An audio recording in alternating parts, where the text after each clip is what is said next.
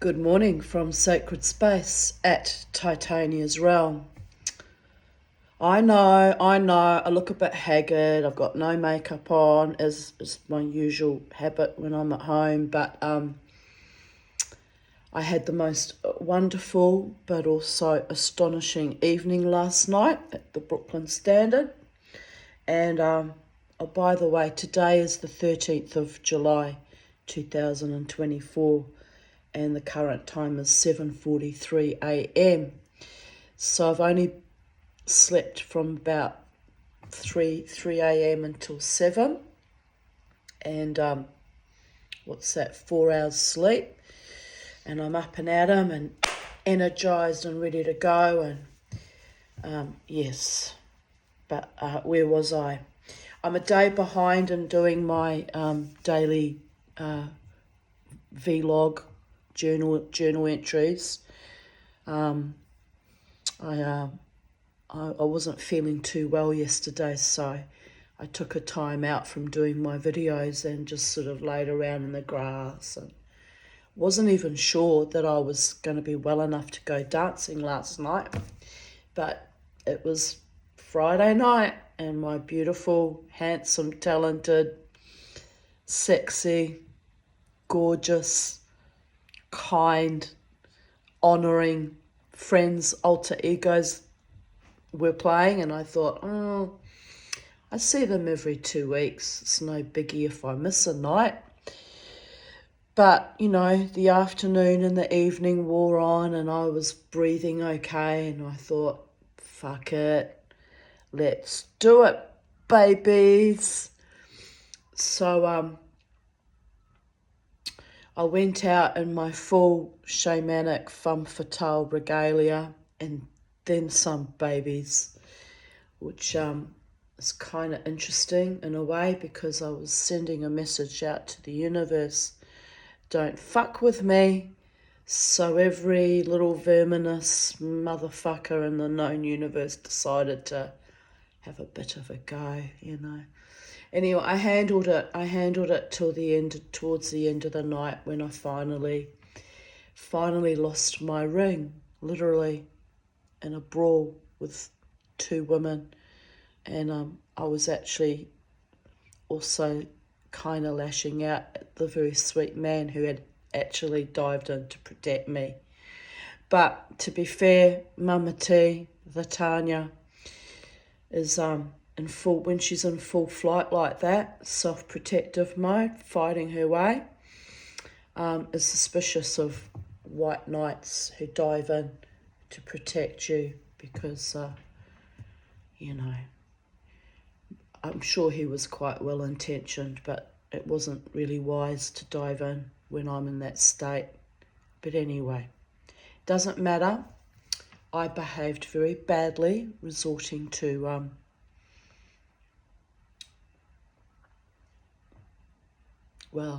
violence, and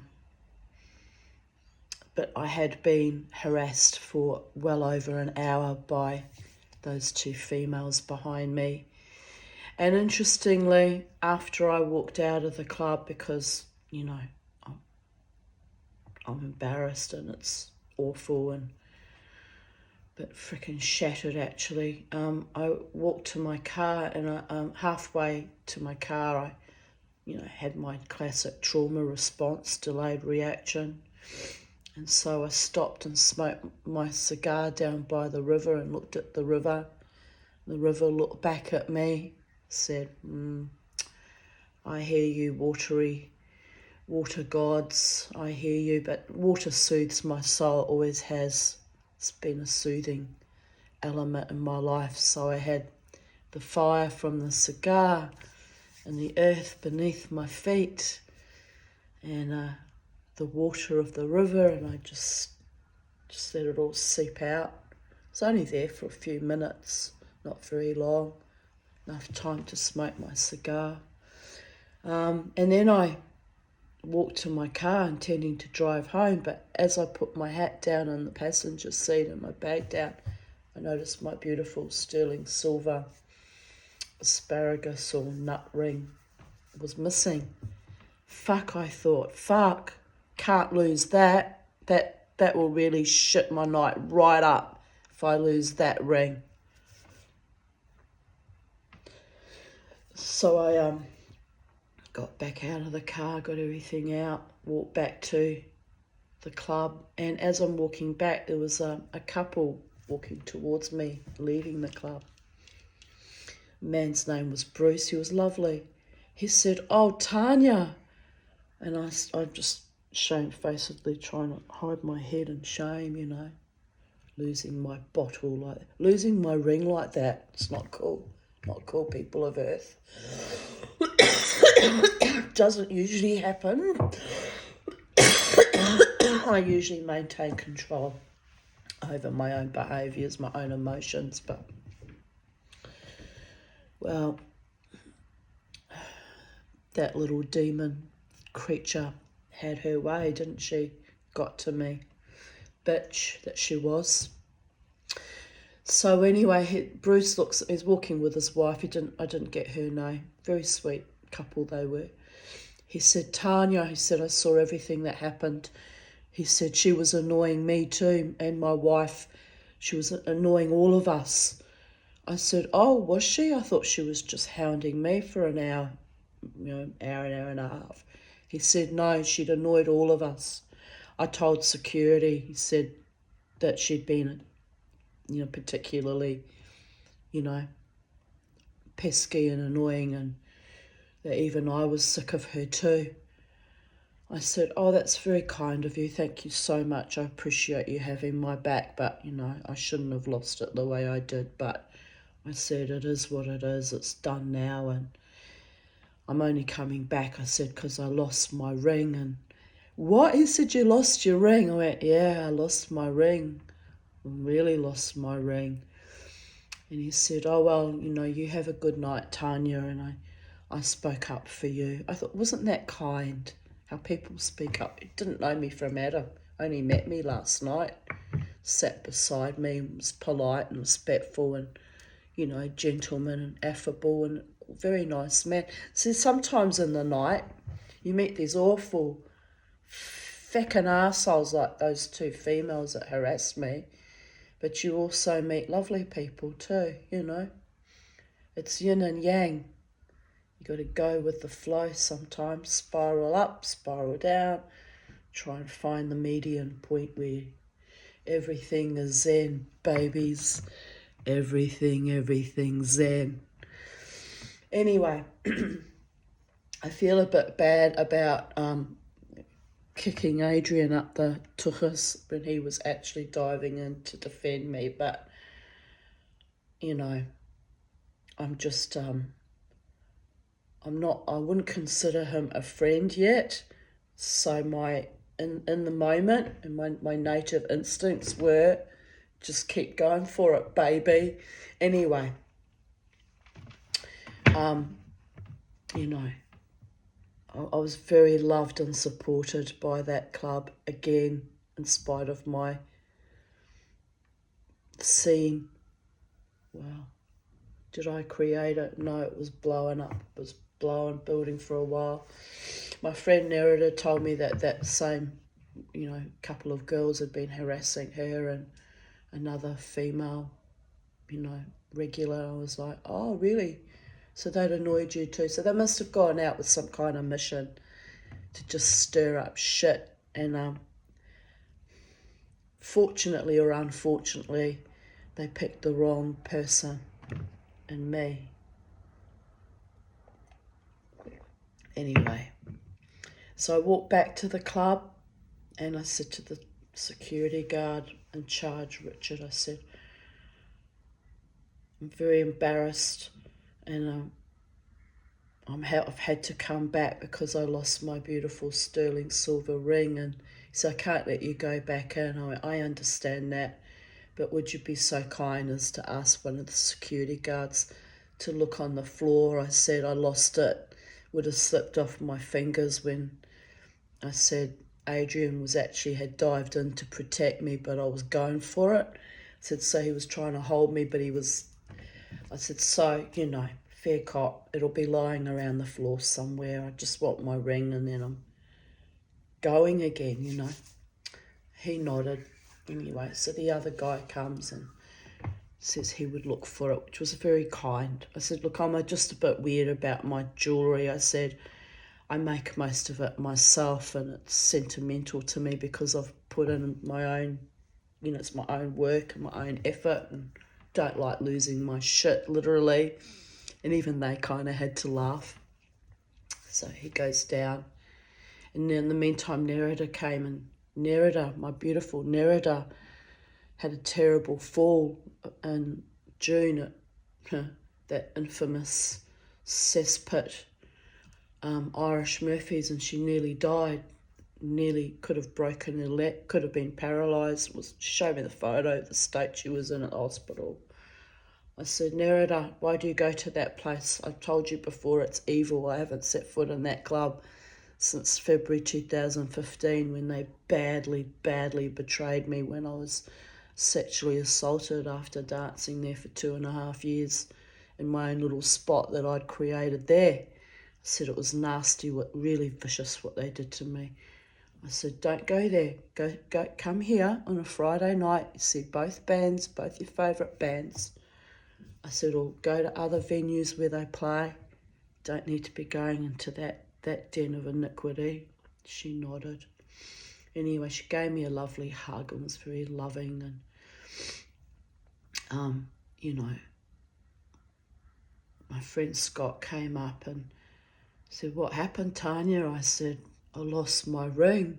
He's looking at me like, what? I went, yeah, in more ways than one, babies. And even he kind of went, what? I had to laugh. I don't know what happened, he said. I said, oh, I got into a fight and I lost it and I shouldn't lose it at all. So I'm like deeply ashamed and embarrassed. It's not my finest hour. And he was like, oh, okay. And I said, these girls had been hounding me for, you know, an hour and a half, or long enough for me to finally crack it. All I did was turn around and ask them to stop, you know, stop pressing into me and flicking their hair all over me. I said, the girl said she can't help having beautiful hair. And I said, there's nothing wrong with having beautiful hair. I said, it's flicking it all over my back all night that's annoying me, and I'm asking you to stop it, you know. Anyway, then they decided, the two of them, to, you know, the other friend who was just a little scrawny little pissant little thing, decided to start me, and it was on for young and old, you know.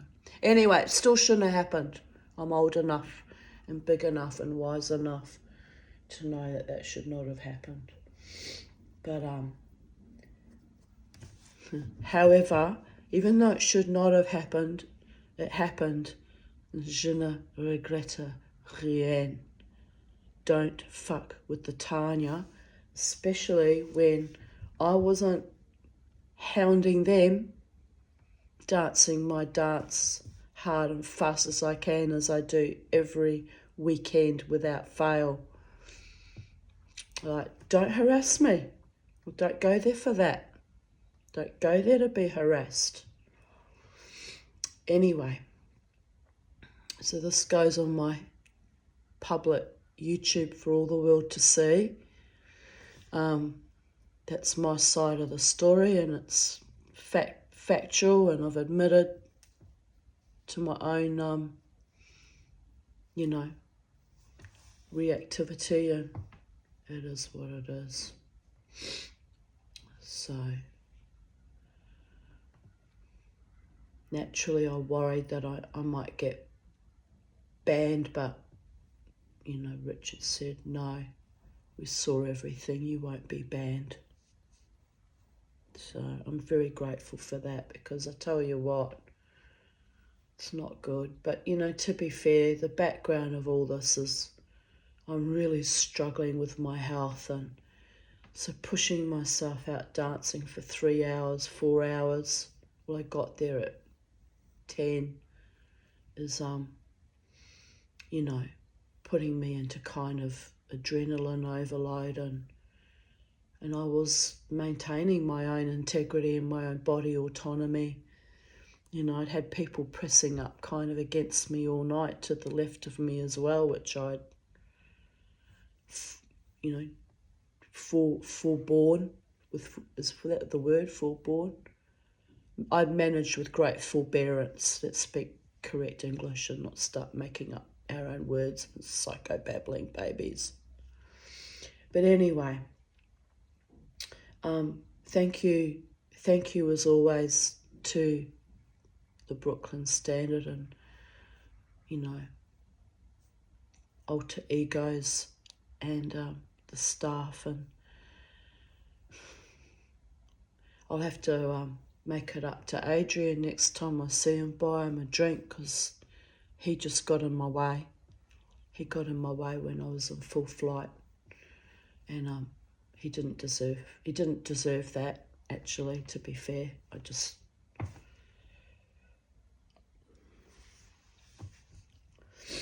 I was going for it. Anyway,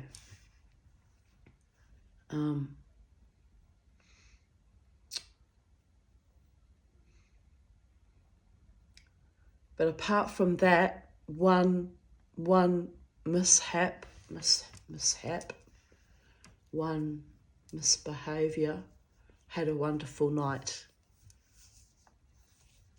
Mama T had a wonderful, wonderful night.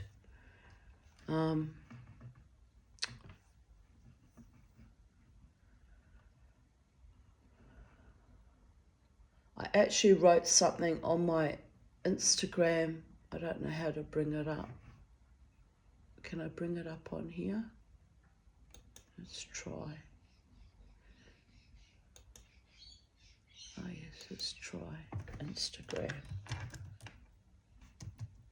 Oh, that's right, my keyboard doesn't bloody work. Oh, well, I won't worry about it. But anyway, I posted a photo of me, you know, with my top hat and my beads, and I had my, hair in the bun, and, you know, all my get-up before I went out. And I wrote something quite prescient about having nearly died, because I nearly died on Wednesday night, early Thursday morning, between 2 and 3. I don't know what it was, but the CPAP pushing air into me, and then having a bad, like, bronchitis. It just, my breathing slowed right down, and I thought I was going to die. Yeah. So, I went from literally nearly dying during the night in Thursday night to Thursday morning to going out last night. 2 nights later, that happening, and bouncing right back like a ricochet ball and a pinball wizard, because I won't give in to death. Death's been hounding me for 59 fucking years. So I made a comment about dancing with death, and I said to her, we just finished this mission, and she sort of had a good old look at me and said she'll wait, very sardonically, by the way, too. That's my relationship with Lady Death.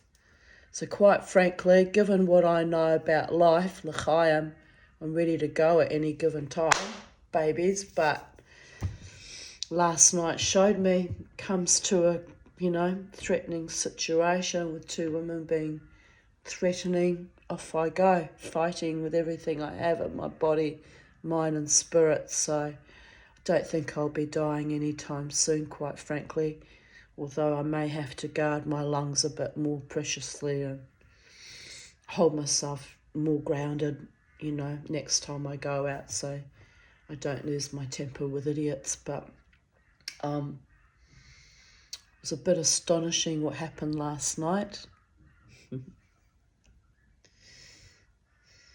My friend Scott called out to me as I was leaving the second time to finally go home, and he called out, "Bye, Tan."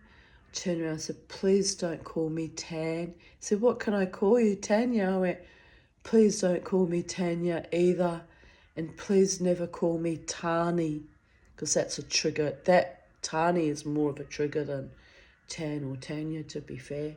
So my mother used to scream my name out on the beach when I was a child. Tani! In this Germanic shriek, banshee wailing shriek. And I would hide behind all the rocks because the beach across from our home, large rocks, and it's very rocky territory. And I would just hide, come back when I was fucking ready. Not too late though, because she would have murdered me in where I stood, but I'd make her wait, don't you worry. Mama T, even as a child, had little tiny ways of getting revenge. So I'd hide for what I deemed long enough, which felt like forever, would probably only be about 10 minutes or 20 minutes. Sometimes I did get a lathered on my behind if I was too late coming home, by the way. It was a fine line I had to ride at any given time. So it's not wise when people try to ride me on my fine line, am I right? There is a history, darlings. My goddess. The young, these were young, attractive women. There's no need to be harassing an older woman out in the music scene. There's no need for that behaviour. Like, I don't know what's wrong with these people, but then I've got to remember Mother Hydra's babies. They're not right. Not right at all. They're not right. I'm not dealing with humans anymore. It's a bit frightening, to be honest. Very fucking frightening.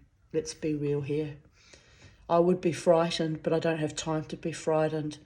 I'm too busy living my best life and moving through it like, you know, I can't even think of the appropriate analogy. Just wading through the muck, keeping my dance going and keeping my body, mind and spirit going, and, you know, enjoying the people who are loving and kind and sincere and protective, by the way. Thank you, Adrian. You copped a beauty, but actually it was very brave what you did, and I do apologise to you. When I see you next time, I'll buy you a drink, which means nothing in the broad scheme of things, but, you know. But anyway, Scott came up to me as I was leaving, said, "Bye, Tan." And I said, "Oh, please don't call me that." "What can I call you?" I said, "Call me Tanya." "Okay, Tanya." He gave me a hug. Wasn't that sweet? Very sweet. And I kissed his cheek goodbye, and he said, "Don't get into any more fights, Tanya." I said, "Brrr, meow," because, yeah, I have no intention of getting into fights, quite seriously. It's not what I go out for. Wasn't my plan. Wasn't my life plan. Wasn't part of the, you know, the plan last night. But anyway, the security guards are so lovely to me. When one of them brought back my ring, I went, "Oh, you found my ring." Oh, I'm so grateful. And I'm like, blowing kisses back. They absolutely, you know, they get me. They get me. They know I'm not a troublemaker. They know I'm not. But I just try and dance and go home safely, you know. They know I'm not there to stir up shit with people. And it's unusual that I lost it, actually, because usually when I think I'm going to start to lose it, I usually say to one of them, "Can you just come over here? I've got trouble with these women," you know. But I don't know why I didn't do that, actually. I must have been in my you know, primal animal instinctive state in that moment. Still, it's no excuse for bad behaviour. But, you know, I'm only human.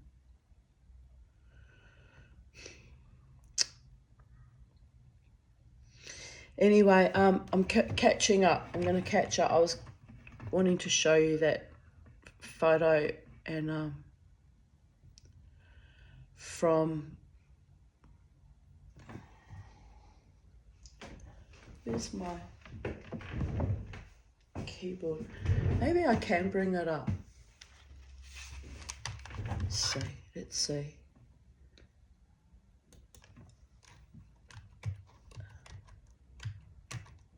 Oh, but then I'll have to sign in because I've never been in it on this bloody thing, on this laptop. Instagram. Yeah, I bet you are. Oh, because I'm not even online technically. What? Oh, but Jesus. All right. Well, we're done with that. Moving on. Moving on's not the same thing as giving up, people of Earth.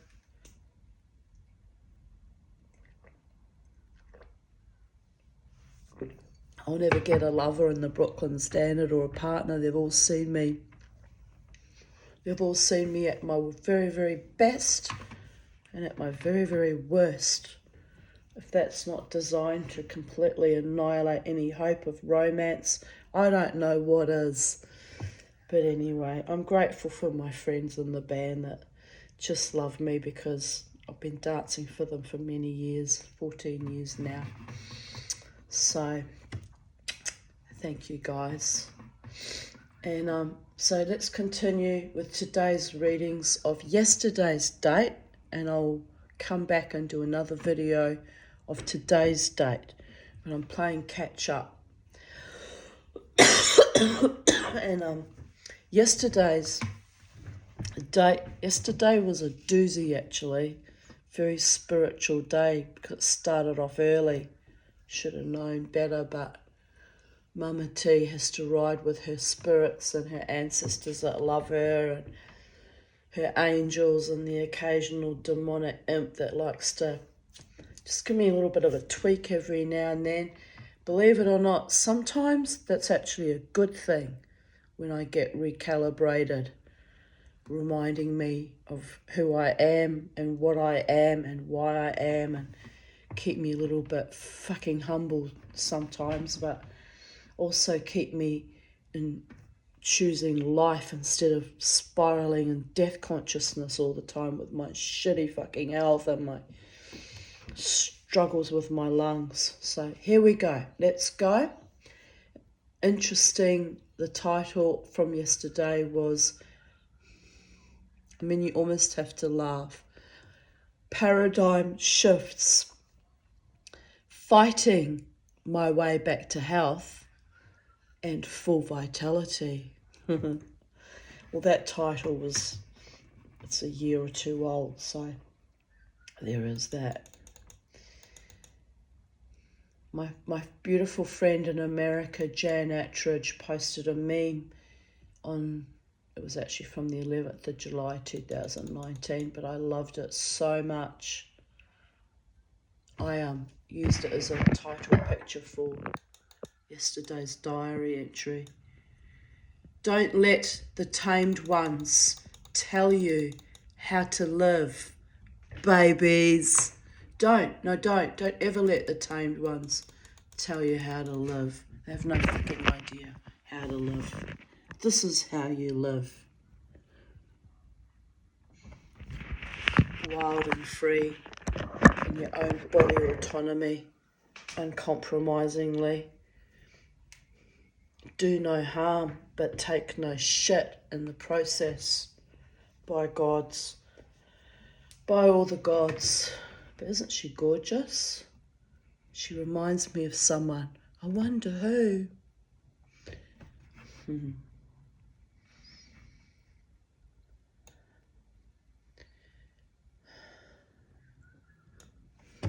Here's my comment to that meme.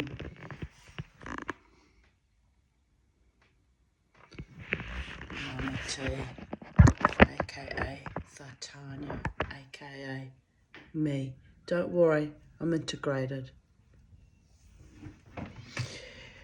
Yesterday morning I wrote, this is astonishing by the way. I recorded it as soon as my feet hit the floor. I ran into the lounge to get my charger to charge up my phone so I could write down my dream. I actually woke up at just after 6 a.m, but I wrote this at 6:18 a.m. This will blow your head back, babies, if you're interested in dreams and how prescient they can be. My other nickname, I will remind those of you who are new to my channel, is Psychedelic Dreamer.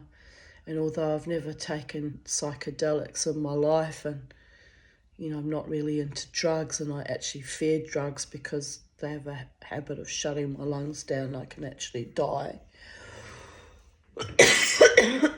My too many near-death experiences since childhood means I dream very wild dreams in technicolor that are indeed kind of psychedelic without doing the drugs. That's the way my brain works.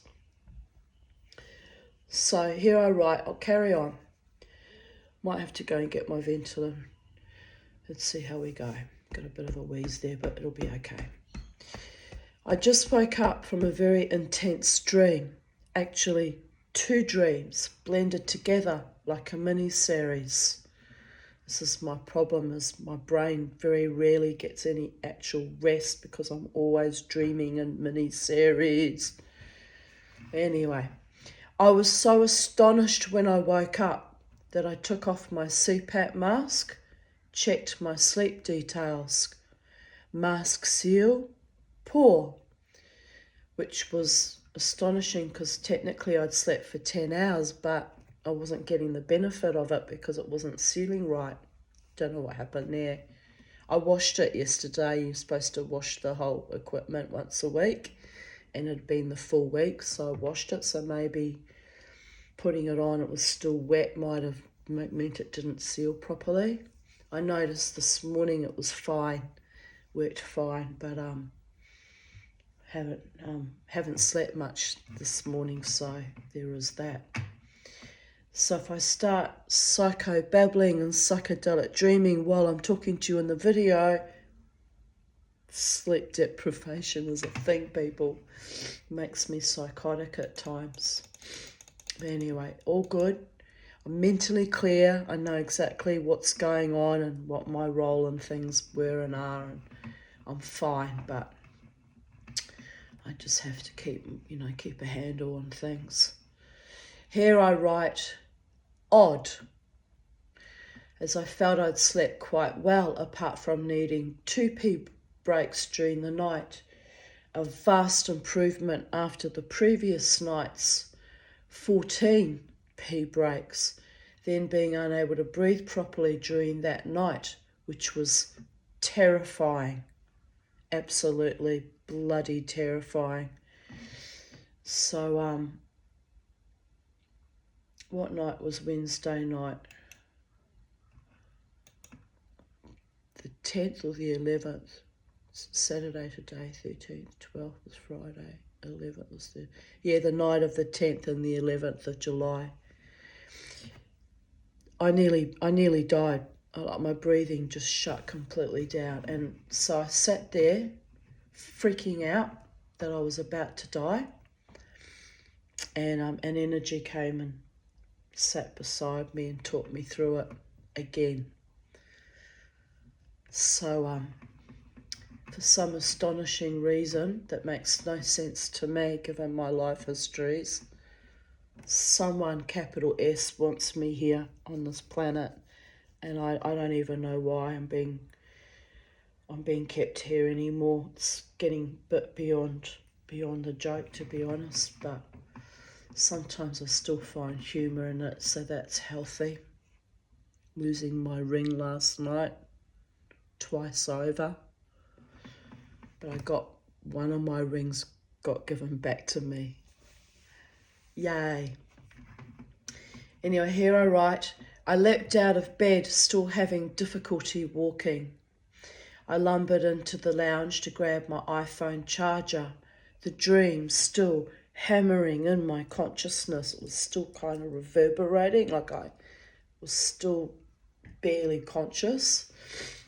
Powerful messaging, confronting, cruel, unkind, misogynistic, but powerful. The first stream was I visited 2 men in a unit complex reminiscent of the one I lived in at Bowen Street, Capalaba, which was when I left my marriage. We're talking in 1995 I moved into that unit complex. So the layout kind of reminded me of that a bit, I guess. One man sat outside, out of sight, but he joined in the conversation even though I couldn't see him. The other man was watching TV, a show about shepherding sheep. The sheep were being placed into a V shape, and I was sort of looking at them, seeing them all lined up in 2 rows converging like this. Don't know what that's supposed to mean, but it'll make sense one day. And I didn't record it in my writing here, but the sheep all had kind of like when you're in a competition, you know how you have that kind of, there's a word for it, like a kind of a lanyard on, like a thing on their back of cloth. I don't know whether it was to show who owned them, but they all wearing some kind of weird garment. I remember thinking that was strange too. But I didn't write about that, it just came back to me, that part of the dream. But I noticed more, the most important thing was the way they were like in this huge V, all lined up, these sheep looking at me, you know. Oh dear goddess. Anyway, I was pulling out various dips and snacks from their fridge and placing them in bowls. I felt unwelcome and uncomfortable as I didn't know the space, and I dislike going through people's cupboards in real world as well. The dream reminded me how one of the women had come to my home. It was also like a dream within a dream because it showed me the woman. I recognised her actually. I've seen her before. Don't know where, but I have seen her before going through my cupboards and had confidently rifled through my cupboards and brought out 5 ice cream containers to put food into. I had joked that I didn't even know I owned 5 ice cream containers. I was impressed with her confidence in utilising my kitchen so efficiently. Because if I go to people I don't know very well, or even sometimes close friends, you'll never see me going through their kitchen cupboards unless they directly ask me to go and grab something for them while they're cooking. Or I do not invade other people's space, and I don't like my space being invaded. You know, it has to be someone that I've known for a very long time before I'd be comfortable even, you know, walking into their bedroom uninvited, or, you know, opening cupboards, pulling out drawers, or, you know, I'd have to be looking for something really specific that's very important to do that. It's something I don't do. I have my own firm boundaries in life. So it was interesting that I was dreaming about that actually. Anyway, the men start acting weird, making comments about me being in the kitchen, or I got a vibe, so I walked out. The second dream joined on seamlessly as though I had merely left one party and suddenly appeared in another one. The kitchen was in an open plan style house. So people were sitting to the right of the kitchen at a long dining table, but also in the lounge area we could see each other. I was standing in the kitchen, again serving up dips. It's kind of weird that was in both dreams. Dips and snacks and helping serve food at a party. It's like, yeah, odd. Sheep dip too, because the sheep in the V shape, sheep dip. What else? What else does dip mean? I guess there's various meanings to the word dip. Probably a dip in my breathing, or a dip in my lungs, or anyway, I don't know what it was, but anyway, I was focused in the imagery on dips. The second dream was about a party I attended where there were several, this was in the actual dream at this actual party, not in real world people of Earth, where there were several police attending off duty. I didn't know anyone at the party, so I didn't know they were police.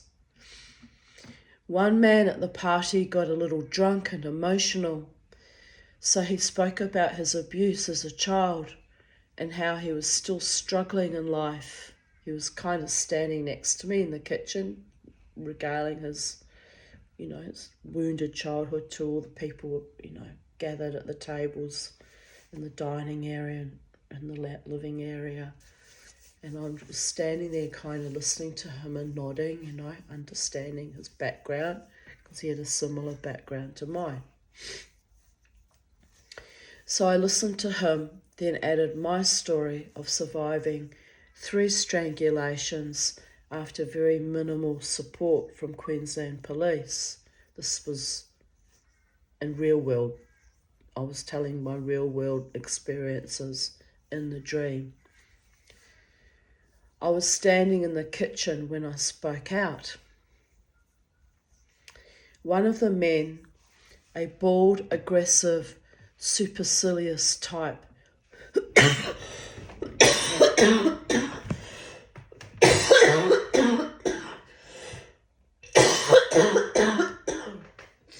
excuse me,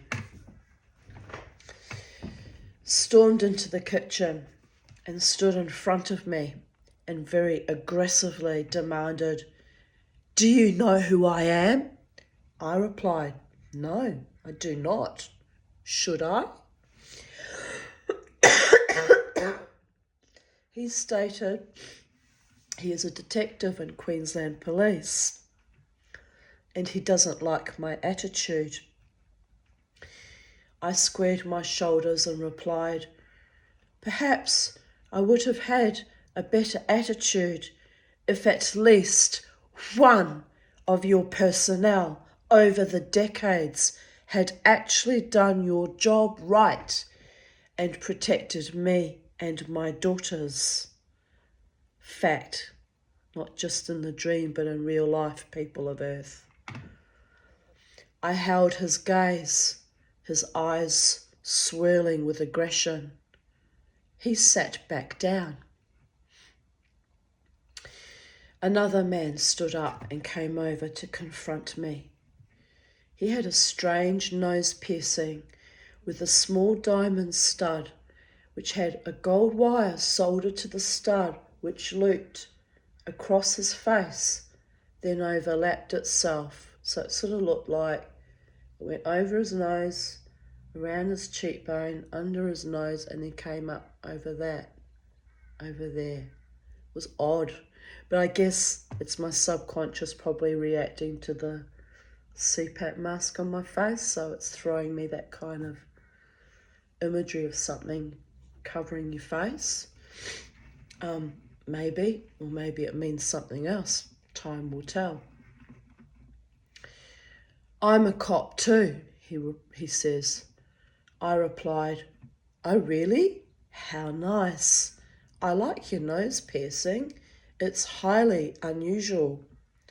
He smirked at me, dripping hate, and said, "You are a namus." Or is it namus? Namus, namus. I turned my head quizzically. "What's a namus?" "Ha ha, you don't even know." I replied, "Maybe I don't. So what's your point?" He stalks off in grandiose displays of masculine superiority, like a gorilla. I decide it's time to leave this party. Just at that moment, another man comes to stand beside me. He has his mobile phone in his hand, shows me the meanings of namus, Namus, but for some reason I can't make out the words. It's like my vision blurred, or it was all blended, and I just trying to read, couldn't decipher it in the dream, right? I start shaking, a trauma response. Interesting that part came true last night after that altercation with those two women. This man, seeing me starting to show actual signs of distress, tells me, "Take no notice of them. You were right to speak out. Your reality is your reality, even if they can't handle it. I just wanted to show you we are not all bastards." I nodded. So I'm presuming that man was also a police officer. It was a straight one. Why was I dreaming of police officers, for the love of all the gods? And then I get into this fight last night. So maybe it, I don't know. I hope it doesn't become a police matter. I really do. I don't need that level of stress in my life. It was all handled beautifully, but it's possible that someone decides to take it further. It's a worry, actually, to be honest, given that dream only yesterday morning at 6 a.m. Interestingly, not one of those police in my dream had dared confront the first man who bravely told his story. Just little old me. Which often happens, actually, when I get into these sort of situations in the real world, because I'm a woman and I'm on my own and I'm deemed, I'm devalued, or I'm deemed worthless, or I'm deemed crazy, or I'm deemed weird, or I'm deemed a freak, or whatever people think, like those nasty women last night. They think they can target me and get away with it. And, when I finally react, they get a bit of a shock because they don't expect me to. They just expect me to just wear it and take it and take it and take it and take it and take it. And everyone has their boiling point. Everyone. So it's interesting, though, how in the dream context of that dream, the man who had been raw and vulnerable and speaking about his traumas as a child, they didn't harass and confront him, but they chose to harass me in the dream. By the gods, I've had a long history of that, including with Queensland Police in the day. 2 fake DVOs I did not deserve, by the way, because each time I was fighting to protect myself and my children. But anyway, it is what it is. The kind man says to me, "Don't worry, they are just wankers." I yell out, "You are all cuntish wankers," to the rest of the party, feeling furious but triumphant. The dream ended abruptly, and that's when the second the dream ended, I came to full consciousness, took off my mask, saw that the seal had been pulled, jumped out of bed, ran to get the charger to write down that dream because I knew it was important precognitive kind of messaging or warnings or something. And never fuck with the Tanya and her subconscious. It's freaking powerful stuff and astonishes me. And here's where it gets astonishing, people of Earth, dear Goddess. Honestly, my brain, even though I'm under constant struggle for air and sleep deprivation with the sleep apnea and, my CPTSD, I'm very fucking high functioning even when I'm trying not to die in my sleep, by the way, dreaming. So here are the various meanings of Namos, which I very quickly Googled the second my feet hit the ground, ran to get my phone. French. Nickname for someone with a snub nose. Hello? Oh dear goddess. From the old French adjective camus, meaning flat-nosed. Well, it's not too flat. Alright, it is a little bit. It's a bit flat, like my flat Slavic head that gets me into trouble in my own community, my former Jewish community, because I look too frickin' Russian or Polish. They just see me and immediately get triggered and think pogroms, am I right? That's the trouble.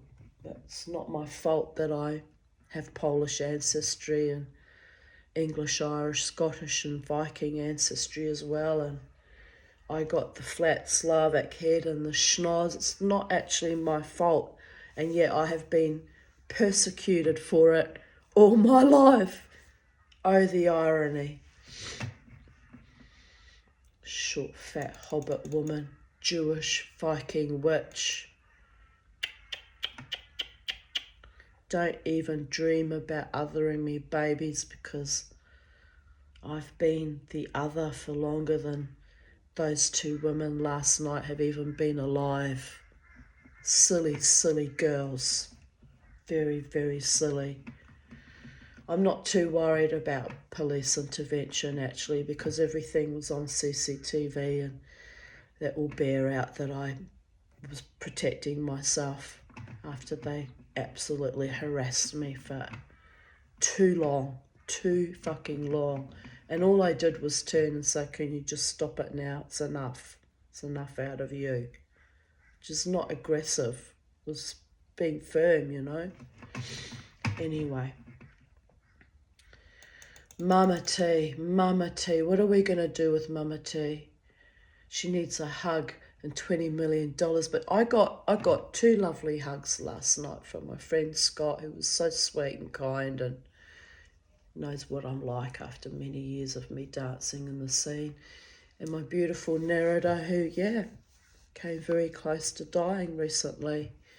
So, I was surrounded in lots and lots of love last night in spite of my little fracas. So the third meaning of Namus is here. It is the Namus who appeared from God to Moses. Abdul Haq.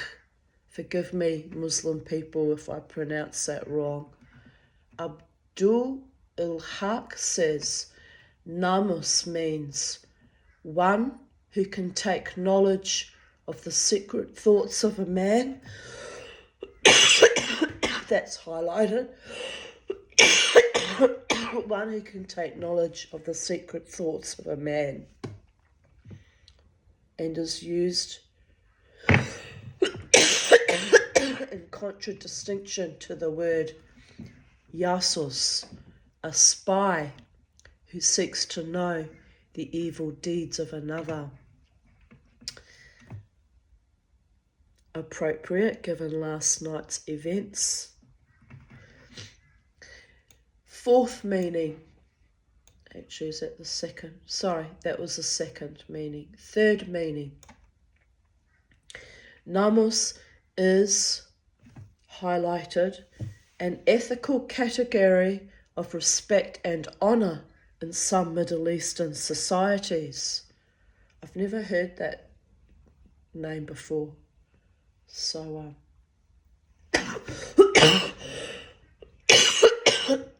it was fascinating. Namus may also refer to Namus, film, a 1925 Armenian silent film. Naiman, alternately Namus, a character in the Matter of France literature. Might pay me to try and find that film somewhere to watch, because there may be more layers of meaning within the film as well. But let's not go too cray-cray with it. But here's the part that really made my blood run cold in my veins, given that that police or cop or police officer in the dream had said, "You're a numbers," and when I didn't understand what he was saying, went, "You don't even know," like so vicious and condescending. Here it is, babies, in Google or Wikipedia. National Missing and Unidentified Persons System. So that was the part that sat me back on my ass, and I thought, oh, he was calling me a non-entity or a dead person or a missing person, which is why in the dream, here I write, after checking the meanings, I now understand why the last man came to show me the meanings. The second cop was calling me a missing person or unidentified person, i.e. a non-entity, i.e. possibly dead or walking dead, dead woman walking. Wow, Mama T's been a dead woman walking for longer than most people have been alive at 59 years and still going, dancing. Last night, as I put in my Instagram note, like Kali Ma on the heads of my enemies, that turned out to be prophetic too, given what happened during the night. Wasn't planned, but I'm just very attuned to the multiverses at the moment. Very attuned. It's a bit astonishing, actually. Anyway, even in that toxic space, the last man in that dream had my back. Interesting. Earth angels can be found anywhere, even in the dream space. And as I said, that lovely man, Bruce, and his wife, as I was walking back to try and reclaim my ring, telling me that he'd spoken up for me, and I said, look, I'm not proud of my behaviour. Violence is never the answer. I just, in the moment, just lost control because it was too much harassment. He said, yes, I know, I saw it all. What a lovely man to give me a feeling. He actually shook my hand, really respectfully, like, you're all right, Tanya. I saw it all and I spoke out for you. And so, lovely man, very lovely man. An earth angel, kind and honouring and authentic. In real life, I'm still talking about the dream space here. In real life, I rarely attend parties. I can't even remember the last one. It's been that long. It's partly why I create my own joy and party every weekend, dancing for bands instead, where I have been included and treated with kindness and respect most of the time. Last night was a bit of an aberration, but other regulars told me that they'd had trouble with the same couple of women all night long, so it wasn't personal. They were just out to stir up some shit, and they decided to stir up shit with the wrong woman, didn't they? Because I am a shaman and I do have my complex PTSD issues, and when I've warned you off, like I did politely, telling her to stop it, and that's enough now, she decided to carry it on. Dumb, and dumber. The infamous last nerve of the Tanya. It's well recognised. Don't get on my last nerve. But if that happens again, I'll have to just walk away. Just try and remove myself and walk away before I lose my bottle like that again, because it's not a good look, quite frankly, and it's embarrassing, really embarrassing. I don't regret it, but it's embarrassing and cannot happen again. This morning, I still feel quite weak after Wednesday night's scary event of not being able to breathe. Here I am, not being able to breathe 2 nights ago, in full fight mode. Only 2 nights later, after dancing most of the night wildly and joyously and defiantly and rebelliously against my own constant battle with death consciousness. So, high five, Mama T. High five.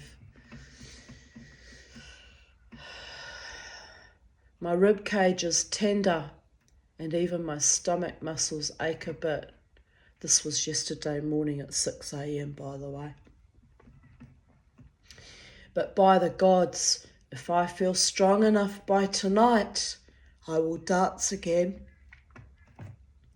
Like the goddess Kali Ma, dancing on the heads of all my primordial, and still extant enemies, laughing my ass off. Because that's all I can do is laugh at my enemies.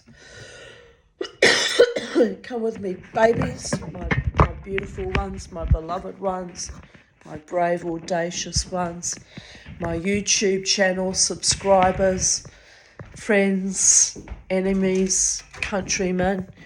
I need my Ventolin. I'm just not coping a little bit this morning. Here's my very sexy, supposedly life-affirming, looks just like a rhinoceros beetle that I dreamt about weeks ago too. By the gods, am I on my intuitive vibe, babies? Am I on my intuitive vibe? And we're going to go into the kitchen. I haven't woken up Charlie yet, or she'll be awake. We'll go into the kitchen in a segue. I know I'm being naughty because it's time. It's precious time. But I got time for another day. Am I right? We'll boil the jug. I'll take my Ventolin. By the gods. I don't know how I'm doing this life. I really don't. Alone. Struggling. But I have powerful gods and angels, ancestors and friends in my life. So I'm very, very blessed.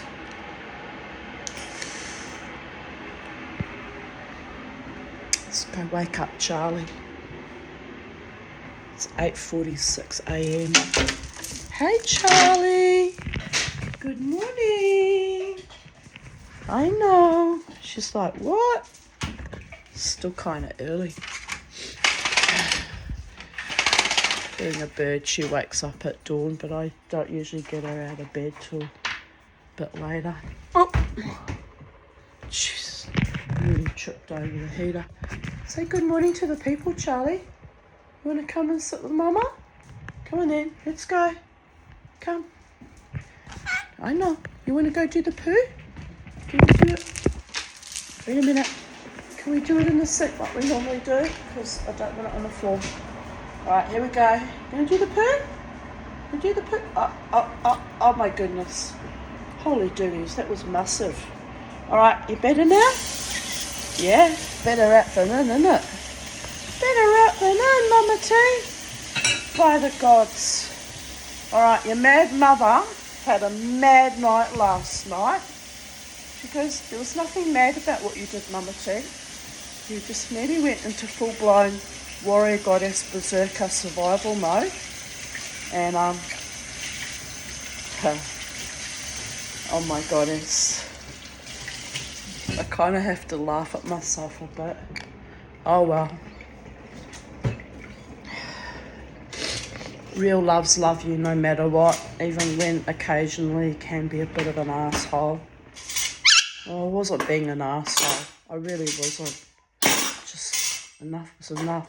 Oh, earlier in the evening, there was another band playing. Beaver. Well, the musicians were absolutely wonderful, I have to say. If you can't say something nice, don't say anything. No, but seriously, the musicians were wonderful. They're famous musicians that I know from the scene for many years. And so I nodded to them and they nodded back, and I was happy to see them. I haven't seen them in years. Last time I saw them, they were playing for Tony Childs for one of her concerts, and they used to play as Mission X for Abbey Sky at the casino, which is how I know them. So yes, it was really lovely to see them. Really lovely to see them again. But, the singer, I don't know who the singer was, but he killed a few of my favourite songs, and I'm like, had to rise above that a bit. Anyway, who am I to judge? I can't sing for shit, so there is that. Anyway, yes, I said that on YouTube. But they are the best musicians. Like, he's got top of the wazoo musicians. Chris O'Donnell. I forgot what the other gentleman's name is. And the drummer was kind of had a sexy vibe going on too. But anyway, never mind. Mama T loves you all. She loves you all intensely, to the point of almost madness. Where you going, Charlie? We're making another cup of tea, Charlie. I need another cup of tea.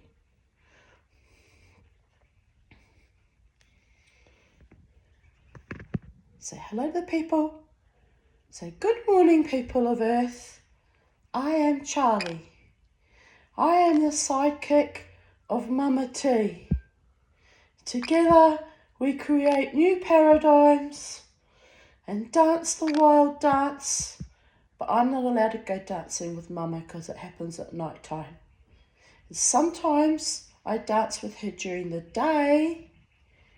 When the wild birdies come, I dance with her when the wild birdies are here too. I say, don't get too close to my mama, wild birdies. I am a jealous bird. She really is a jealous bird. So, there we go. There's a little treat for you from Titania's realm. Sacred space. Titania not being my name, well, it's my namesake, but being the queen of the forest fae. I tell you what, by the gods, I think she stood beside me last night when it was on for Young and Old.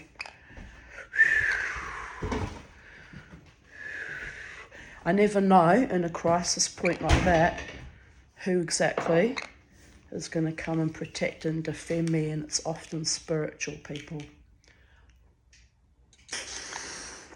I know that sounds completely bonkers, but if you lived my life as a shaman, you just have to make peace with it and accept it as I said in a dream yesterday, my reality is my reality, even if other people can't handle it or understand or comprehend it. Right, we're back. We've got the cup of tea. We're cooking on gas now. Let's pause back down. Charlie's with us so she can participate. We continue on. 12th of July 2023, 1 year ago. Oh, that's gross. Shouldn't do that, sorry. It's really gross. Now I'll never be a supermodel. No man will ever love me.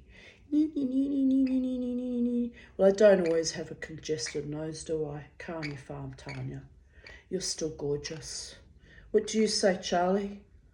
Blow your nose, mother, for the love of all the gods. She's right too. I have to be my own mother sometimes. Have you noticed? Yes. Didn't have very good mothering. 12th of July 2023. This evening, Jared and I attended Crystal's pre-show run for beginning. I know. written by David Eldridge. The play is excellent and is about a couple left behind at a party, navigating emotional vulnerability and a nascent relationship based on the interminable biological clock. The show goes on to preview tomorrow night, and opening night is on Friday. Art imitating life, by the way, given that my daughter at 38 still remains unmarried and no grandchildren. It's not her fault, it's just the cards the gods dealt her, just like the gods dealt me some pretty shitty cards as well. But anyway, it was just, found it very, very interesting, the complete mirroring of her life. I think that's why she chose to do that play, actually. It was very meaningful to her. Yes, Charlie, it was meaningful to her. Yes, it was. You're a single lady too, Charlie. I know you're a single lady. Should we sing, I'm a single lady? I hate that song. But anyway, we won't sing it because I actually kind of hate it, even though I bop up and down to it when the bands play it. It's like, we're not that kind of single ladies, are we, Charlie? We're wild, untamable, free women. It is what it is. It has been nominated for a Matilda Award, so industry professionals will be in attendance throughout the play's season. Exciting. I wonder what happened with that. I never heard the end of that story. Who won the Matilda Award? I guess I could Google it later. I wish my daughter success and to break a leg. 12th of July 2022.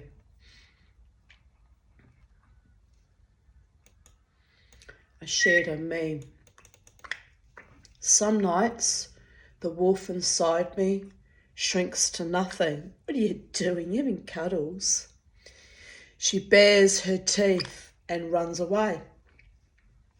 The dragon in my chest rejects me. She's so tired of being slain.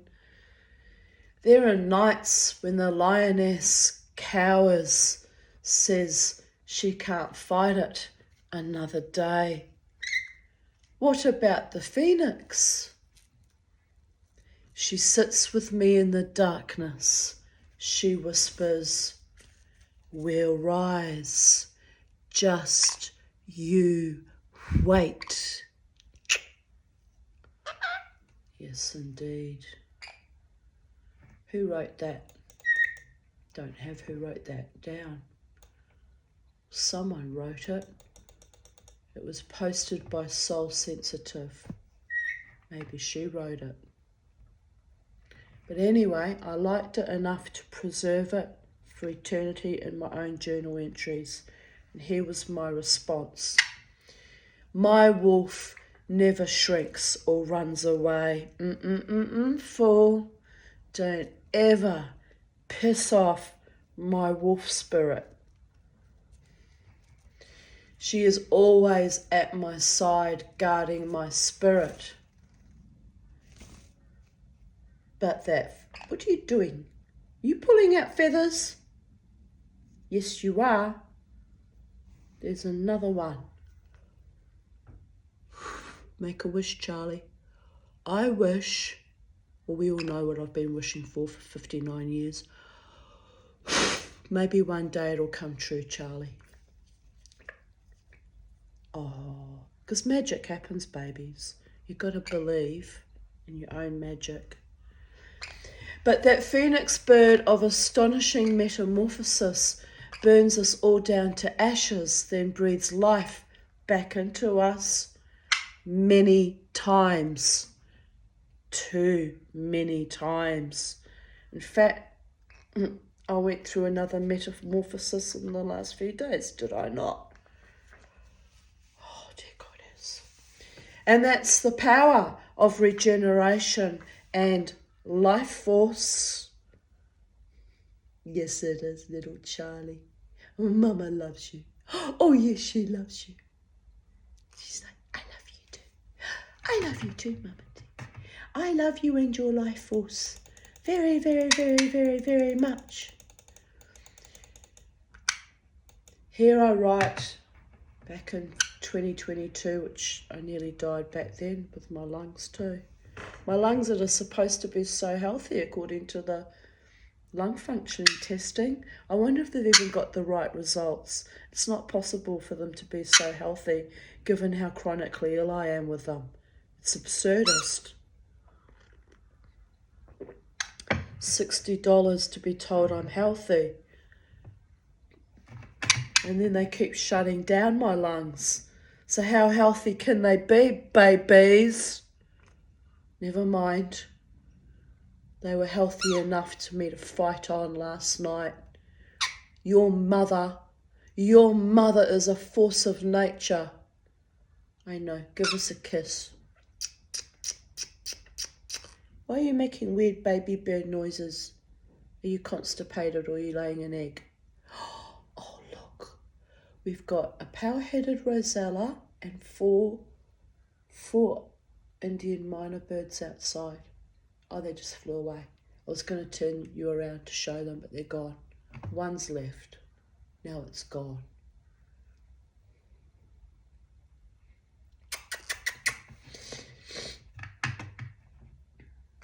Thank you to my beautiful healer and friend, Jackie Burns. To you, Jackie, for the Bach flower essences which just arrived. I already took 7 drops. Thank you for the love, the positive intentions, and the determination of all my beautiful, magical healers and shaman friends.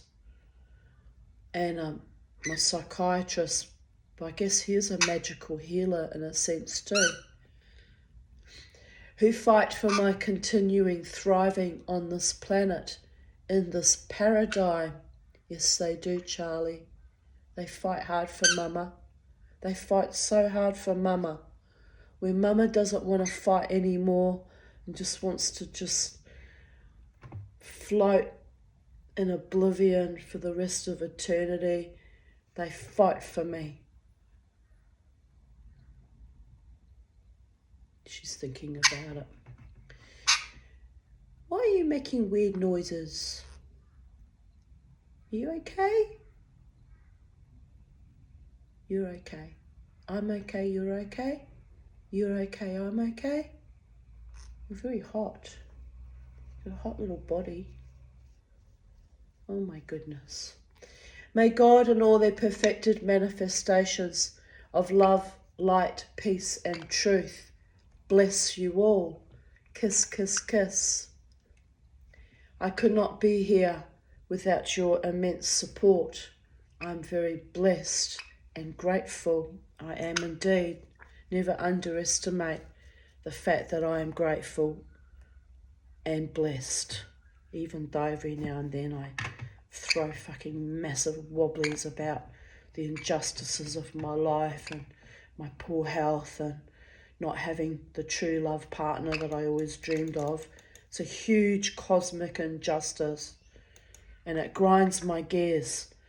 But having beautiful, soul-nourishing friends is just as precious to me as any amount of lovers I could have or might have attained by now.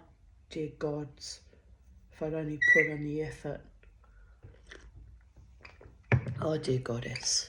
It's all a bit weird, people. Anyway, I posted a photo of the bottle of Bach flower essences that Jackie specifically made for me because my lungs were so bad at the time and I was withheld antibiotics by my GP, which was evil on her part. So my alternative healers went to war by making sure I had a little bit of extra assistance along the way.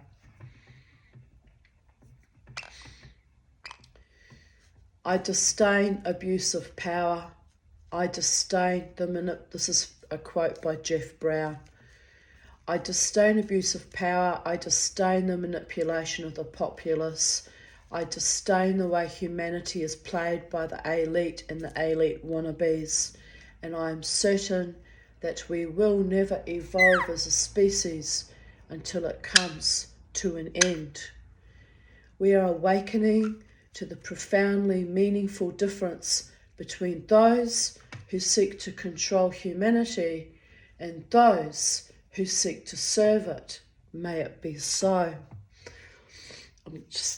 I'm laughing a little bit at the way I just leaned right back and kicked out with my feet like I was riding a bicycle upside down.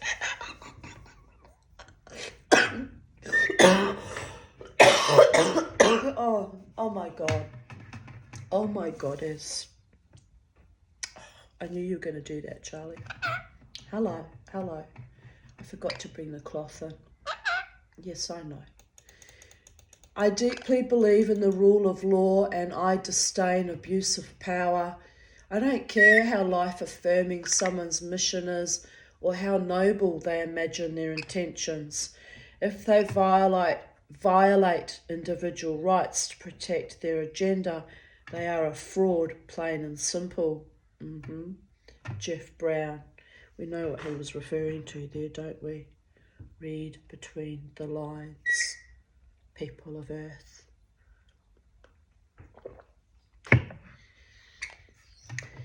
July 12th, 2021.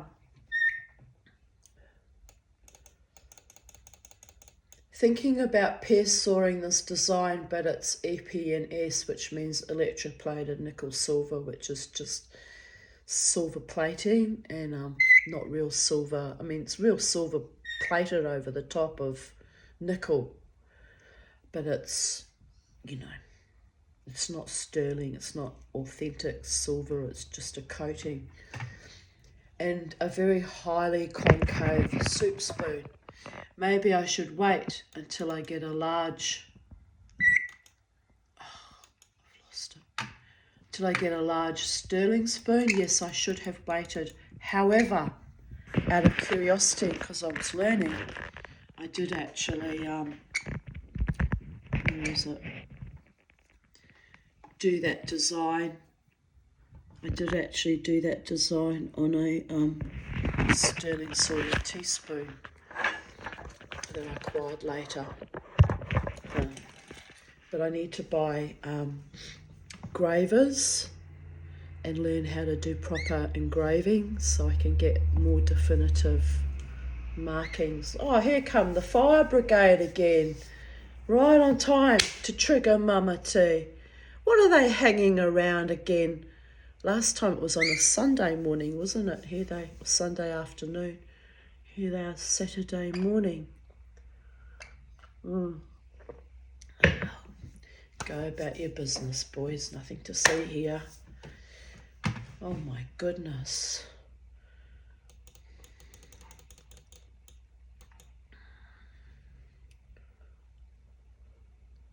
Got to have a look at what they're doing, just out of idle curiosity. Meh, I don't really care. I had a coffee last night, 2021. Look at what my coffee reading was showing me in 2021, inspiring me to keep cleaving to life and love. Yin and yang, with what looked like love written in it. And lots and lots and lots of eyes. And if the spirits can't get to me by chittering away at me from time to time, because I don't always hear them, so sometimes I do, sometimes I don't, shut that down. They will send me messages in coffee grounds or through bird auguries or, dreams. That dream was powerful yesterday morning. That dream was very, very fucking powerful. And I knew it was an augury of something huge about to happen. But the lovely thing, even though that negative thing happened with those two women last night, was I found out, yet again, how loved and protected I am in the Brooklyn Standard Club. Absolutely. to you all, my darlings. I appreciate you. I'm sorry that I was a bit mean to Adrian. He didn't deserve it. But white knight me, when I'm in full flight, and I'm just going to get in my way, babies. Sometimes you just gotta... Well, what else could he have done, actually? In the moment he dived in to protect me, which shows his genuine, heartfelt intentions towards me too. Looks like the yin-yang symbol. And my cousin Melissa Rose wrote, it does, doesn't it? Laughing out loud. And Sally, my friend Sally wrote, looks like socks with his tail curled around. And I said, yes, I think it was a sign I asked for, pardon me, that he is safely in heaven and or Valhalla, or wherever good pussycats go when they die. The house feels so empty without his big presence. I miss him leaping up on the kitchen bench each morning demanding tribute. She wrote, I can imagine. Big hugs. Kellyanne wrote, I have my glasses off, thought it looked like the word love. But then I looked again and it looked like whole. Could be either or. Lol, the subconscious mind is a strange place. And I replied, well, he left a big hole in my life, and that too is love. And Kellyanne wrote, and I'm worried about her. Oh dear Kellyanne, I hope you're okay, my darling girl. You have the biggest heart ever. I'm so sorry you are hurting. Hold on to your grumpy boy tightly. As I'm holding on to my girl.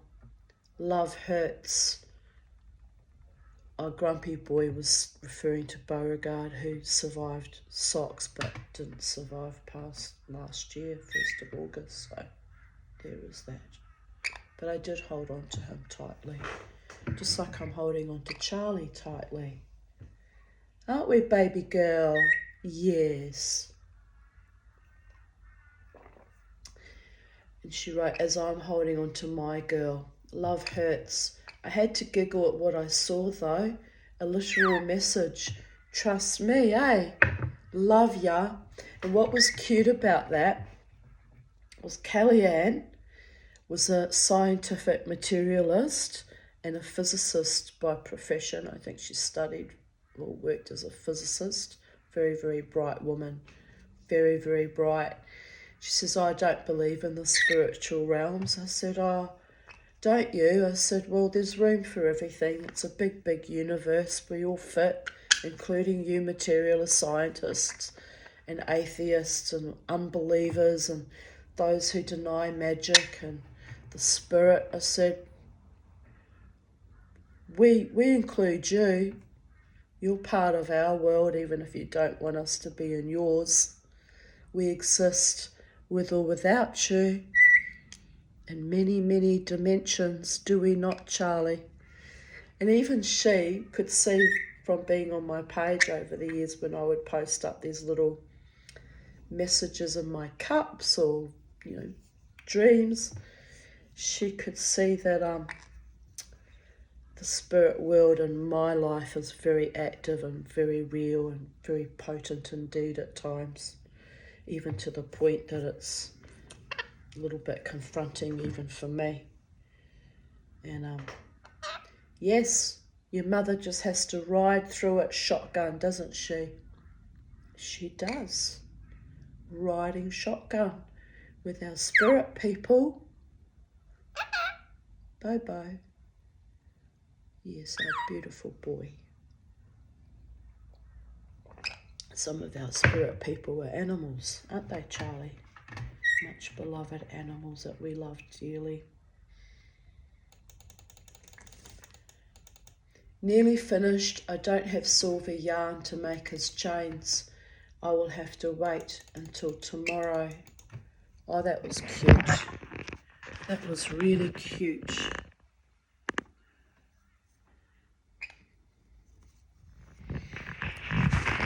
was making, in anticipation of Halloween that year, I was making little toys for my little friends in the neighbourhood. So I made a ghost and a witch and a little scarecrow, and I can't remember what the fourth one, I think 2 witches. And I gave the little scarecrow to the little boy across the road. But this is before they sold up the house and moved away.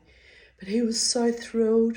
And then his baby sister, who was still only a baby at the time, would really not have really even noticed having a toy like that. But I thought it's only fair. Can't give one and not the other, am I right? So I gave her a little witch, and the children were so thrilled, you know. And I do little sweet little things like that from time to time when I have energy and the time to make things. 12th of July 2020. Penny's favourite spot in the mornings, soaking up the sunshine.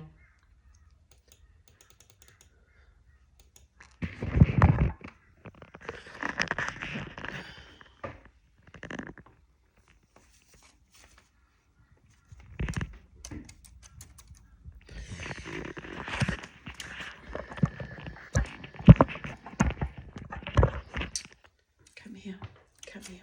That's it, my little girl. My little girl.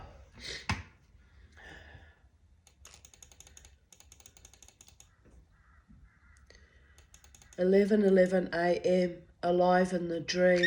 Smiley face. It's just my comment about the angel number synchronicities. I always usually write a little message to it. So that was my message for that moment in the space-time continuum. Later I wrote, trigger warning, sadism, human sexuality, suicidal ideation. So if your nerves are rattled, you can't take my reality one moment longer, and you don't have to. You have the power of the X button. Go away and make yourself something nice to eat, or have a cup of tea, and think of Mama T here in Brisbane, Australia, holding her own no matter what, no matter who, no matter where, no matter when.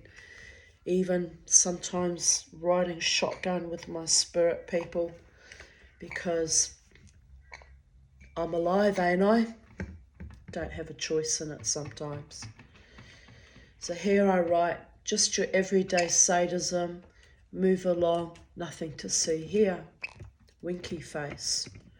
Firemen have moved on already, I don't know what that was about. Got out, got back in, drove off. Odd. Anyway, my skin cancer wound has tipped me down the rabbit hole. Yes, it did. Very nasty death spiraling that was too. I'm running upside down, losing ground, losing hope, losing love, never but never losing my mind, although my religion slipped sideways some time ago. Yes, it did. Still a Jew though, in my heart of hearts. Will always fight and defend my fellow Jewish people, even though they didn't very often fight and defend me, but by the gods, when they had to, it was in the capacity of being rabbis, having to fight and defend me, because the othering was so intense, you know, because of the Slavic face that I have no control over. It's just rude what happened to me, quite frankly. Just evil and rude, but I maintained my religion for a very, very long time, much longer than most people would have bothered after the bad way I was treated.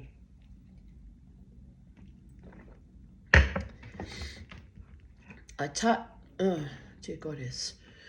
typed up my diaries about the affair I had at 37, age 37 I mean. Well, was it really an affair? It was just fucking, what was that? Anyway, one of the most passionate ones in my life. Didn't start off real well either, by the way. It's probably why I'm very hesitant to fall in love ever again or allow a man in my life ever again. It's a long, long history of that awfulness.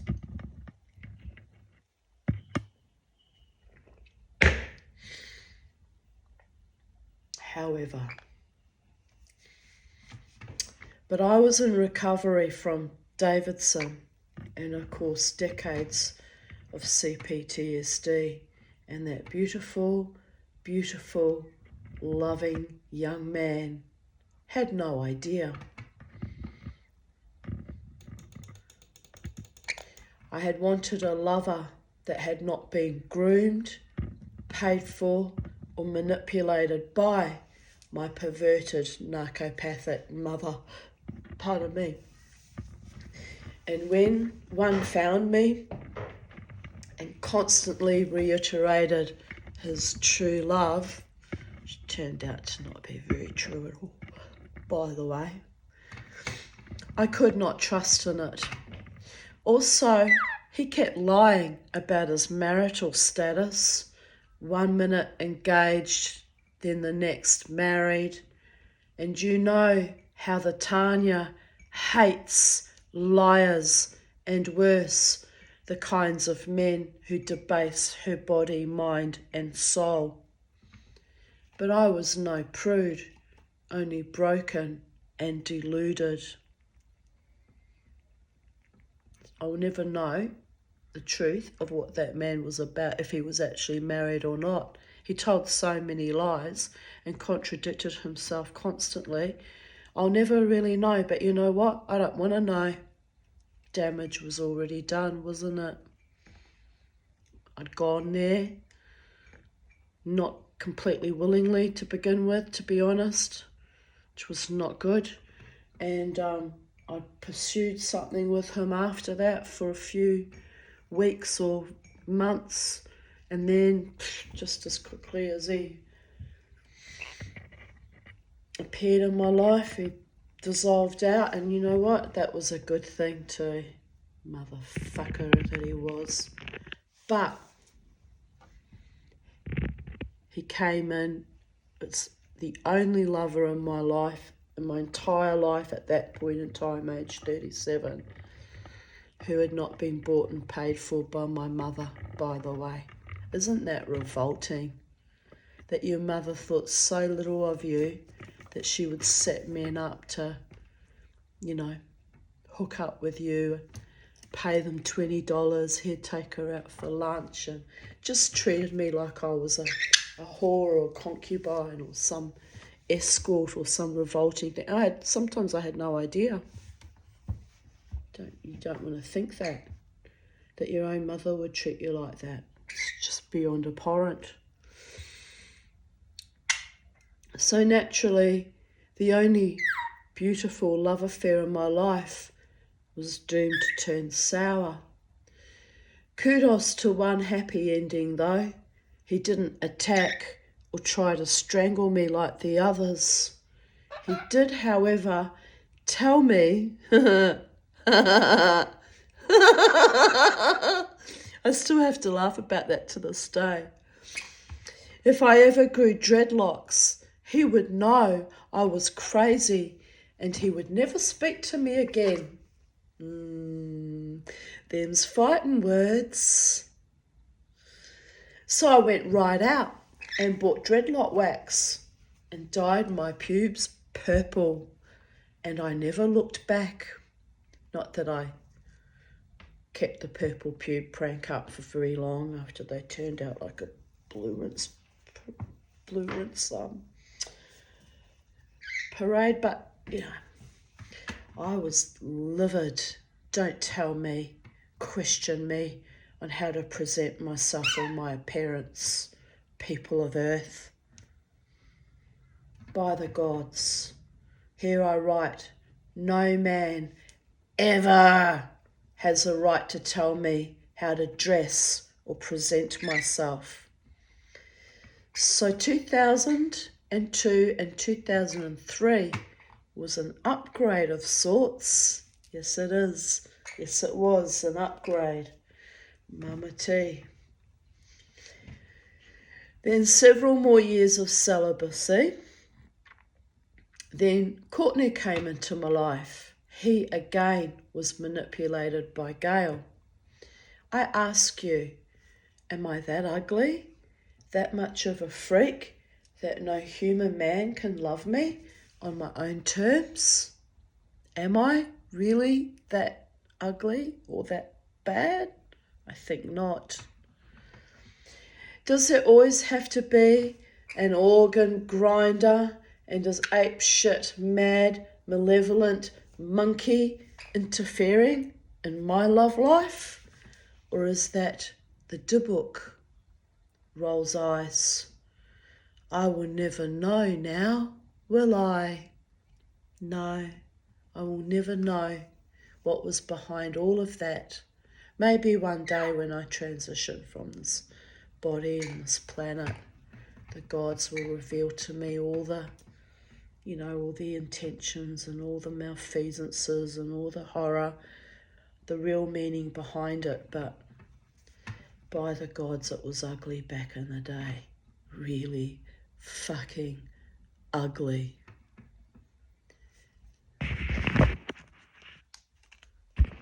Such is life. I remember when Michelle, another borderline piece of shit, quite frankly, was so vicious to me about Davidson and told me to go home and wank for the rest of my life. That's how I was spoken to by an alleged friend. I won't put her full name here. She's changed it so many times because she's a serial monogamist and keeps marrying men and they keep dying on her or divorcing her, whichever comes first. Sometimes they probably died rather than divorce her. It's probably easier. Oh, that's being mean, Tanya. But she kind of deserves it, the way she treated me. Right, just counting my money, babies. She was so slavishly grovelling to him and his then fiancé. The borderline enmeshment was so very sick. She even said this with her brand new husband, who actually looked at me with compassion in tow, telling me to go home and wank for the rest of my life. All smug that she had a brand new husband. That marriage didn't last very long. Not long after that conversation she had with me. He's looking at me. I think he could see the look of horror on my face that he'd married a monster. Very nice man, actually. I don't know the full story though, why people divorce. There's always fault on both sides. I can't put it all on her, but I found it deeply fascinating that marriage only lasted approximately 2 years. Deeply fascinating. I have to admit, I even had a little bit of schadenfreude. I thought, yes, that's what happens when you marry people who are vicious and cruel, unnecessarily cruel. Doesn't look good, babies.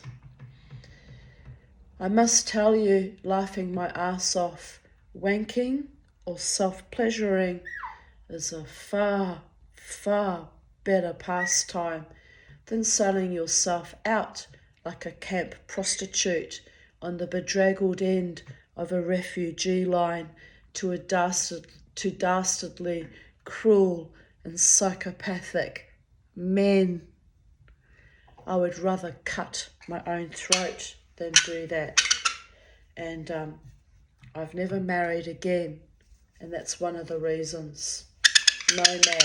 No man will ever get to destroy me again. There'd been quite enough of that over the decades. Yes, Miss Charlie. Yes, Miss Charlie. Part of my last suicide attempt was about not going down in a blaze of dishonour and disgusting betrayal of my own integrity as a woman. It was about pride. Isn't that weird that I was prepared to die for my own pride? Self-righteous suicide, am I right? But the gods wouldn't allow it. They kicked me back to earth yet again. And here we are, soldiering on. I have fought too many cuntish psychopaths in my entire life to ever do that, betray my own integrity as a woman. So here we are, the Tanya, friendless, childless, loverless, but alive, still small, but still fierce. I'm proud of whom I am. I like myself, even after all the decades and decades of abuse. They failed to kill my warrior goddess spirit. Who's on the roof, Charlie? That sounded like something very large. Is it the scrub turkey or the crows? You can hear them scuffling on the roof. Is the dibbock on the roof, Charlie? Or is it just the birdies? The way she froze though, I'm pretty sure it's a bird. From my diaries, Saturday 20th of April 2002. Oh dear goddess, that's going to be heavy, man. Heavy. Are we ready? We're ready. I spent the day at the shul service, then a board meeting. A very long day. Margot asked me if I was all right. I looked. Neither here nor there. I told her I had man trouble. She said, that's normal. You've got plenty of good years in you yet for sex, etc. She was 80. Wise elder woman. I said I'd hung up my boots and given up on men. And now this. I'm not real happy with myself. She said, you're still young and it's only natural. Don't worry about it. I had a lot to worry about with that fucking evil Ethiopian dead shit, by the way. But they didn't understand the complexity of it all. The combination of trauma and trying to stay sane while conducting a passionate love affair with a younger man who was disingenuous and false yet again. Who can even understand that, how that shit kept happening to me over and over and over again? Not affairs, but romances with disingenuous men.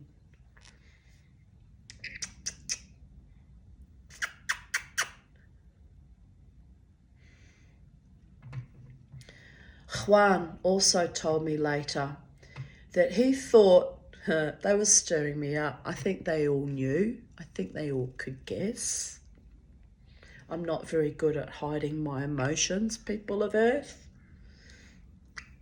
You know, when I'm in love with someone, it's like a blazing fucking beacon. The whole world can see it in my face. I'll just light up like a fucking Christmas tree. It's disturbing. I wish I wasn't like that, actually. I wish I was more able to hide my emotions and be more surreptitious, but I can't. It's just the way I'm made. As Kellyanne wrote earlier, I have a big heart and I love too much sometimes, and I'm authentic. And I'm never going to change, by the way. So don't even dream of asking me to completely shut down my heart, because I shut it down for a long time and it's taken a long time to build it back up again. Anyway, Juan, he thought I should take a lover after the kids leave home. I was freaked out as he asked me if I'm seeing someone. Hint, hint, hint, hint, hint. I think he was offering. Oh dear goddess, he was married too. Oh, the trouble I've had with married men. fuck me. No, please don't, literally. But, not unless you really deeply, truly, madly, powerfully, authentically in love with me. I'm not opening up that part of my body, mind and spirit, my sexuality, for anything less, by the way. This is partly why. I said, just a fly-by-nighter, not someone I'd let get in the way of my plans to go to Byron Bay, which in those days was my big dream, people of Earth. I told him, you know how I was joking about getting a Pajero car? I was joking about it. Pajero means big stallion, by the way. So it's a double entendre. He said, yes. I said, well, I've got my wish, so I have to be more careful about what I ask for. Yes, Charlie, we don't want the big pajeros with no soul attached to it and no heart and no mind and no moral, ethical decency towards me, no honour and no real love. We don't want that, do we, Charlie? She says, no, Mama T. You was a good Mama T. I wonder if he set me up with name redacted, like maybe told him that I was acting horny and antsy, and name redacted decided to go for it with me again. It was almost as if he knew what I was doing. I suppose, being a doctor, he can tell by my blush or flush or something in the eyes that I'd had sex again. David Davidson always knew where I was in my cycle too, so it's probably all there is to it. David Davidson, being a homeopath, could read my energy very, very well, but he'd also been my lover at one stage too, so there was that.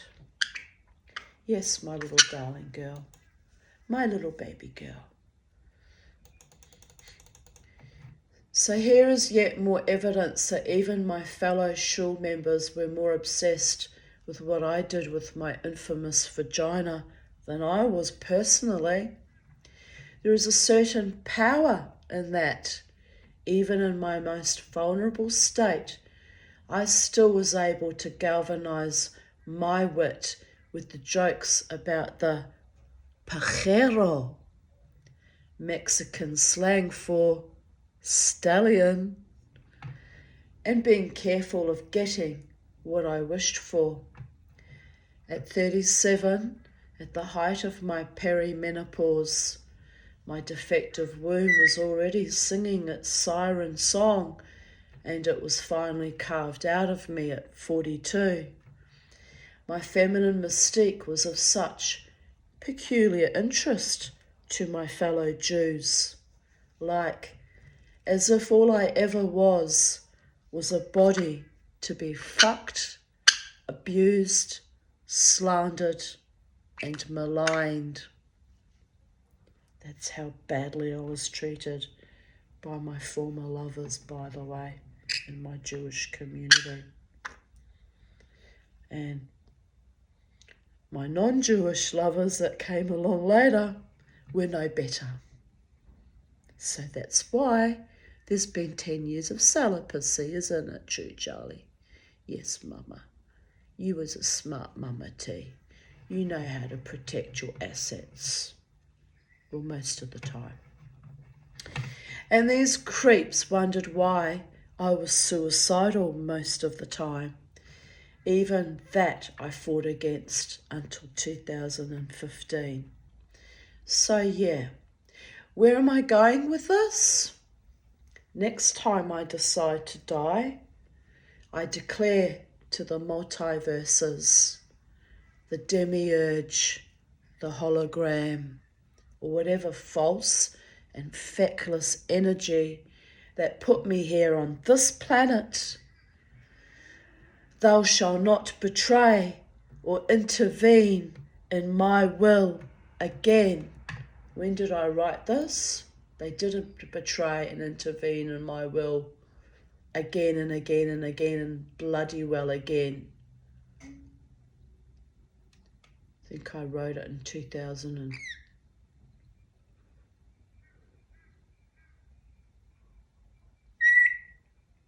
I mean, I could soothe with rage about it, but what's the point? 2020, they interfered in the suicide attempt in 2015 and interfered in my near death in 2019. And when I thought I was cactus the other night, came, sat beside me. Breathe, Tanya. I tell you what, it was a strange breath too. Felt like it came up from the bowels of my lungs way down low, and I was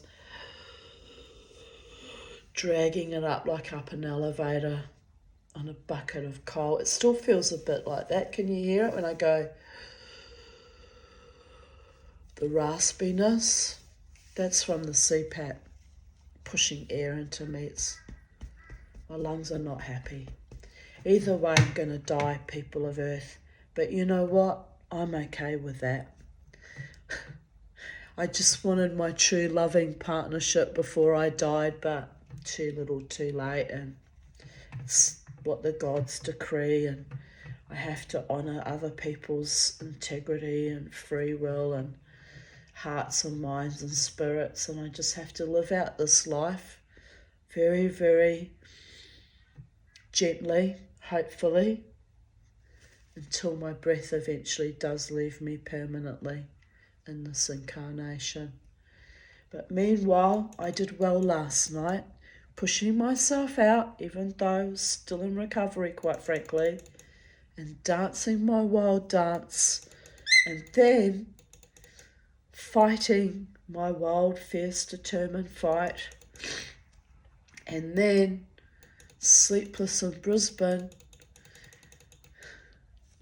telling my stories as I do each day. Because no bastard is ever, ever going to grind me down. Ever. No one dares fuck with the Tanya. By the gods, that can go on my gravestone. Well, I won't have a gravestone. It can be written in the skies. You can write it. You can get a skywriter when I die and write it in the skies. No one fucks with the Tanya. I might put that into my will, actually. That would be a fitting, goodbye for me. I won't get a Jewish burial. I'll probably get cremated and my ashes thrown over the cliffs at Byron Bay. So remind me to put that in my will, what I want for my funeral. Put that in the sky or some permanent record somewhere maybe. It doesn't matter. Everyone who knows me knows.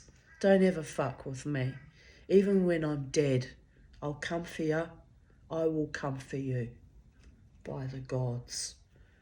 But when I'm dead, I just hope to have a lovely, peaceful ride through the next dimension, because by the gods, I deserve that much.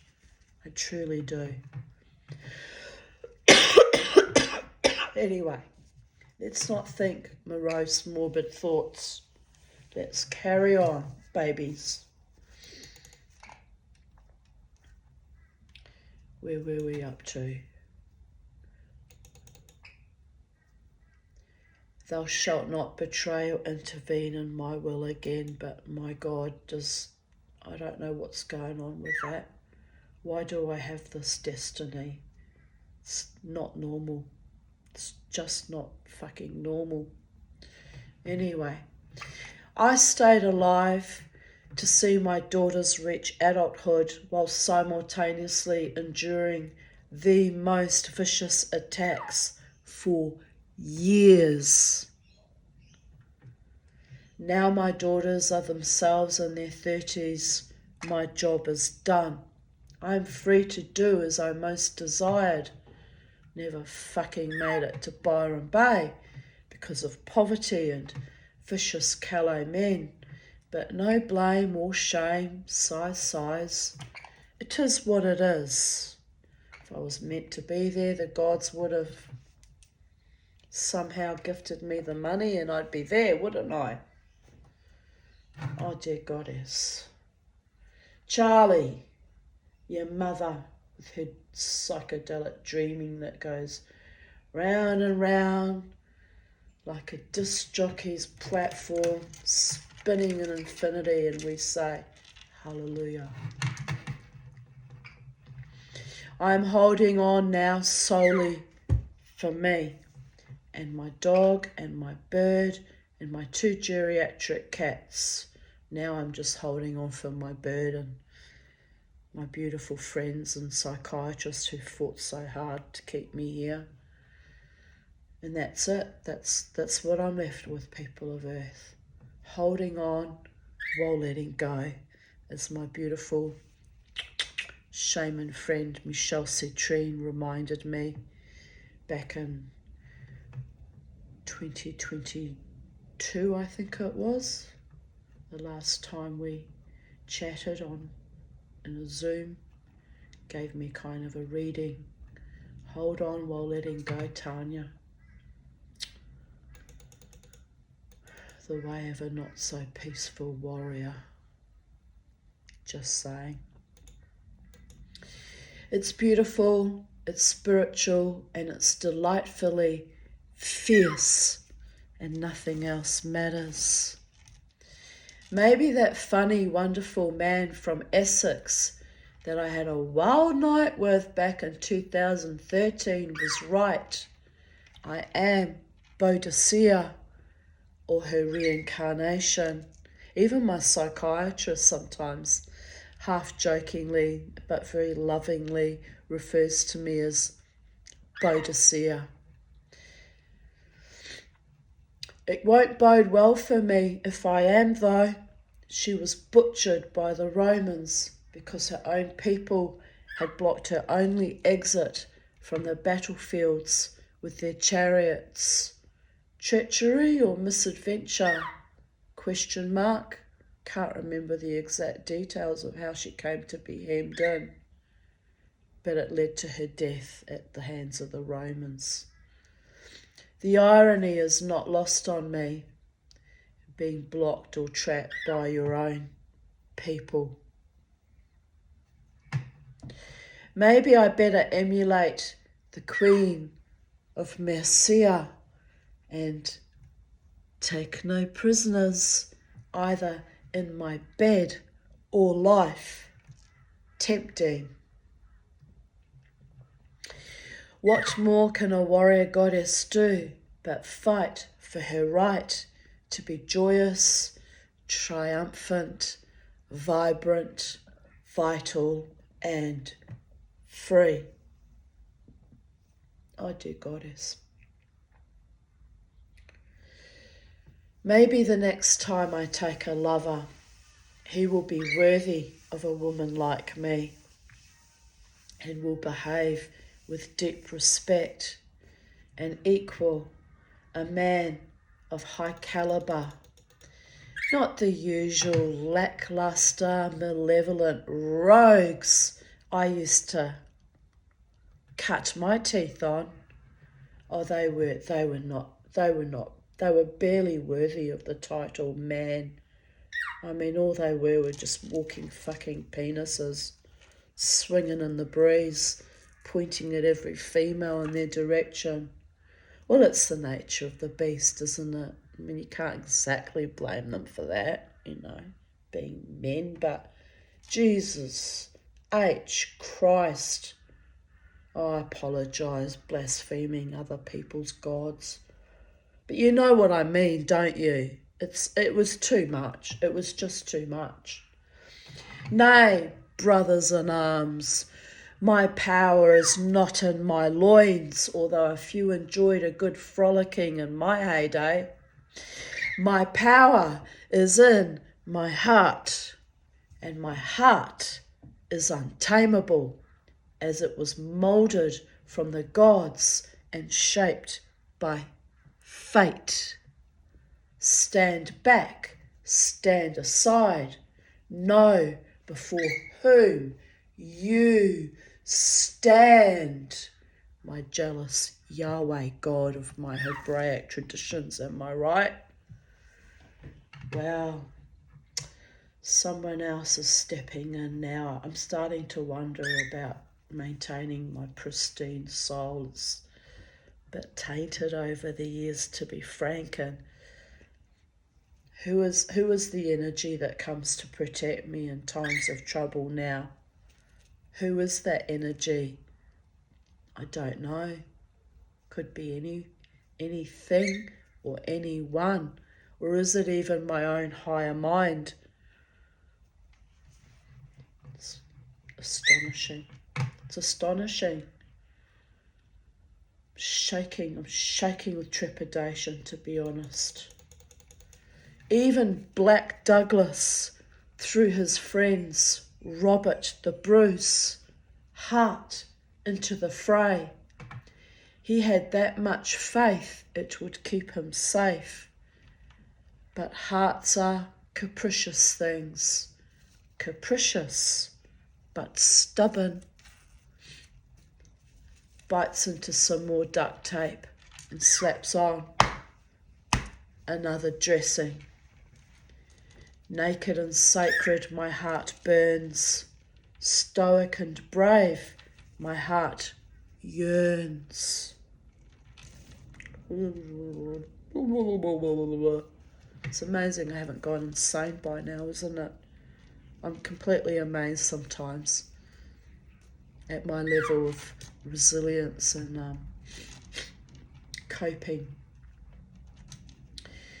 Alone and invincible, my heart saves from the ugliness and most moribund and depraved. Well, actually, no. I am in no position to save anyone.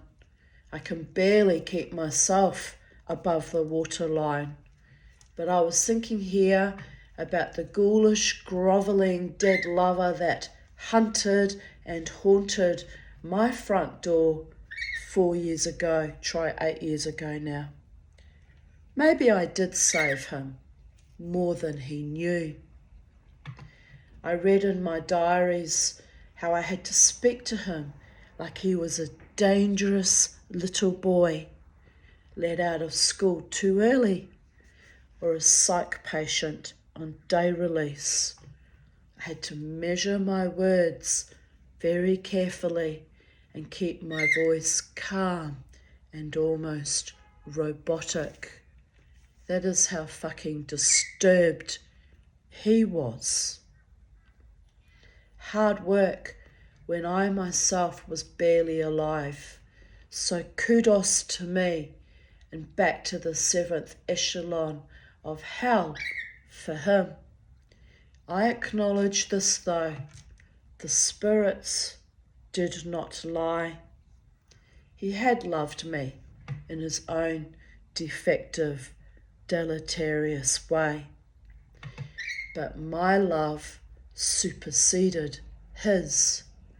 My love was stronger and more determined than I knew, and so it goes.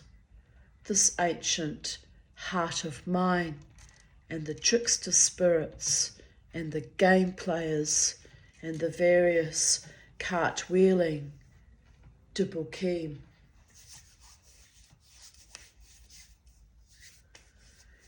There be angels in the architecture, spinning in infinity, spinning on the end of my hobbitz's big fat toe, and all together we say, Hallelujah, praise the Lord.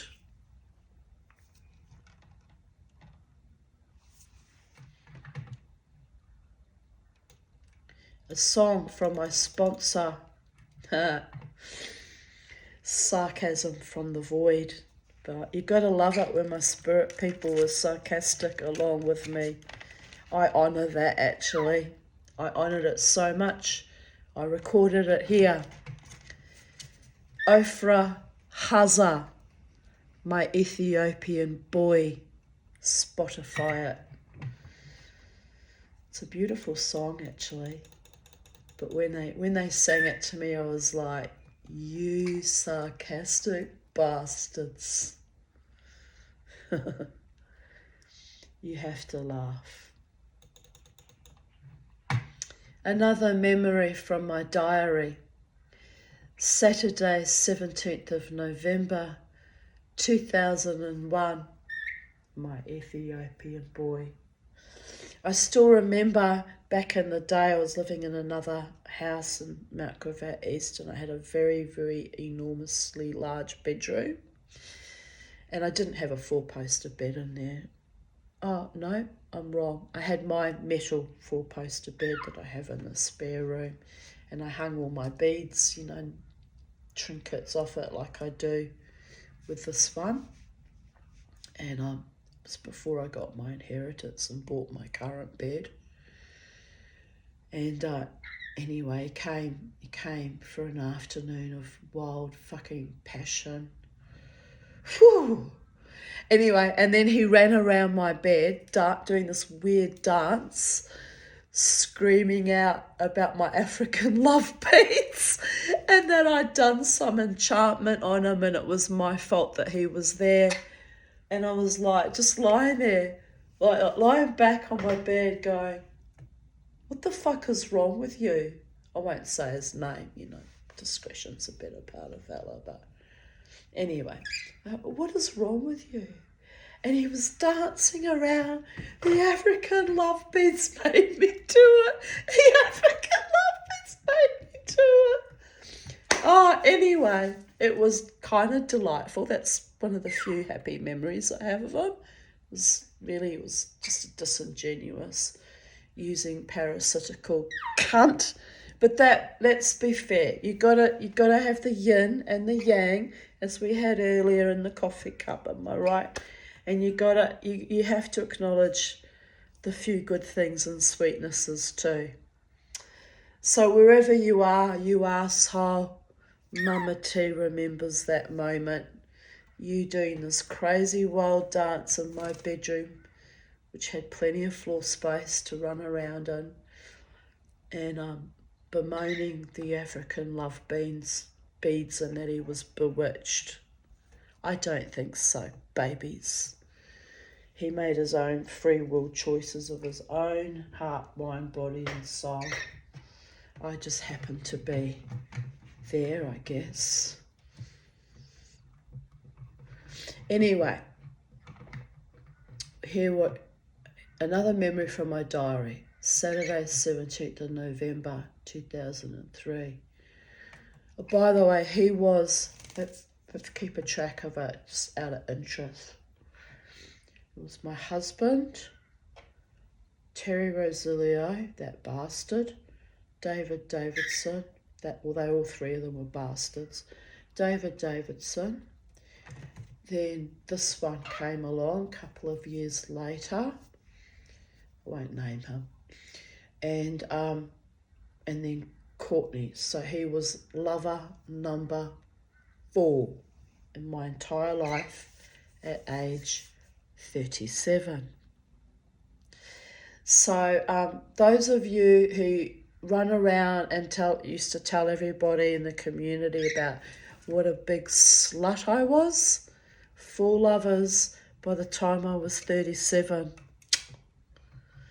Not a bad track record, to be honest. Anyway, it doesn't matter now because life is life, and I've made up for that since then a little bit, but this is why things would get periodically completely shut down. When men consistently betrayed and hurt me, I would just shut down all my sexuality. So there were a few years in between those 4 lovers where I There was no, it was completely asexual celibate. And yeah, this time it's been 10 years, but Mama T's blossoming. She's blossoming beautifully. She's even fighting for herself again, which is rare for me to actually fight like a wild animal like that. You won't see that every day, people. Hopefully not again for a very, very long time. But that is the power of my spirit, to defend and protect myself. Anyway, here we go. Charlie, you can't be playing with that mousy thing. This is not a real mouse. You can't eat it. It's mummy's. Here I write, and this is kind of sad, but I was in love with him at that time. 2001, still holding some torch for that malevolent, evil, dead bastard idiot, by the way. I miss David. It's a shame we had to end up enemies. Yes, it was a great shame, because I valued him deeply. I don't even know why. He clearly didn't value me quite as deeply. Or did he? Since he came to haunt me when he died. I told Jared yesterday that there will come a time when David crawls at my feet for forgiveness. Ironically, he still comes through in my trance drumming, saying, let me help you, I can't move on to your life is beautiful and you're happy and you're with a true love partner, and I'm trapped, I'm blocked because of what I did to you. They won't let me move on. Frankly, I don't know how much of that to believe. Taking that with a huge grain of salt. I just consistently tell him to go into the light. All contracts between him and I are eradicated, and have no hold on him. I don't completely forgive him because there's things that are unforgivable, but I have no interest in keeping him trapped here in the astral, hanging on to my energy. I have no interest in that. I sent him to the light at the time when he haunted me, and I'm actually very, very shocked and astonished that he's still kind of floating around, offering to help me, which 8 years later is really inappropriate, by the way. Really fucking inappropriate.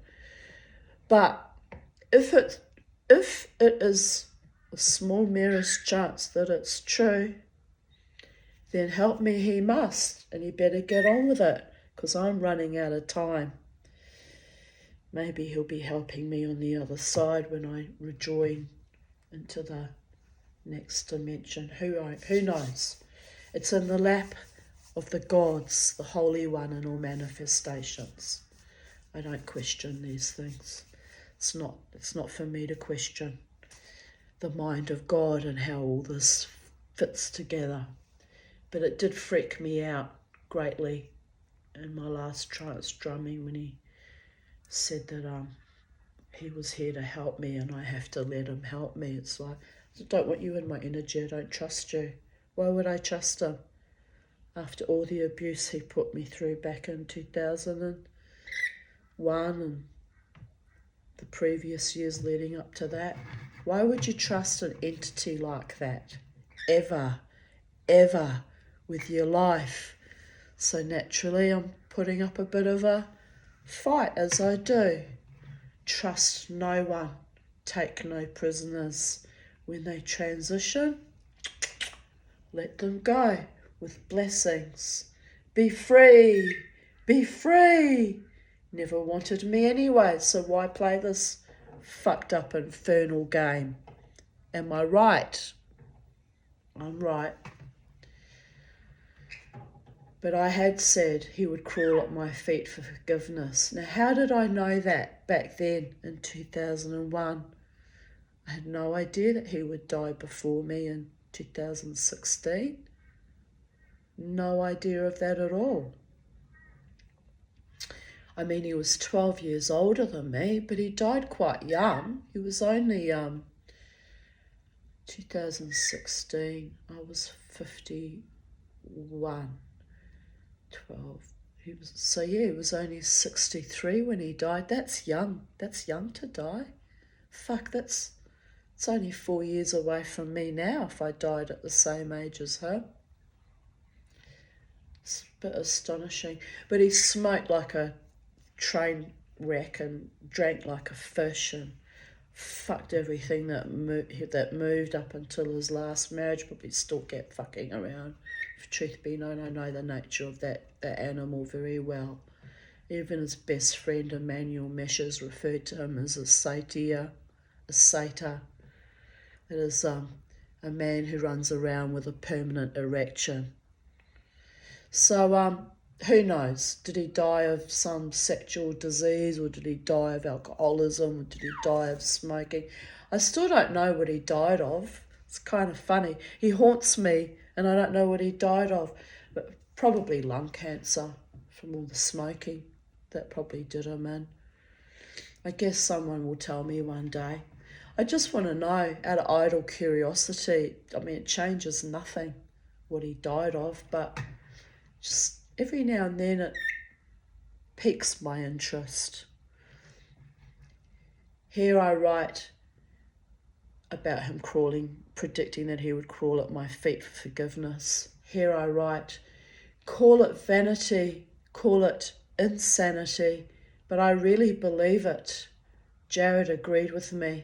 He said he's not doing well, according to Michelle, so David must be racked with guilt and shame. Well, you fuck with the Tanya and try to destroy her, there's consequences for your actions, babies. And sometimes they reach beyond this lifetime as well. Just saying.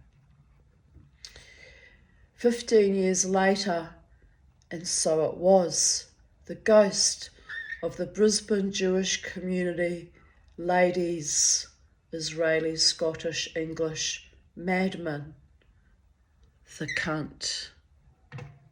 But funny how I already knew so many years prior the calibre of his cowardice. He should have had the moral integrity to beg my forgiveness while he was alive. But nay. Don't worry, I am happy. I got what I wanted most in my life. My safety, my sanity, and my freedom to thrive, while every other dirty motherfucker still tried to jive turkey my hide. Even death could not keep him from me.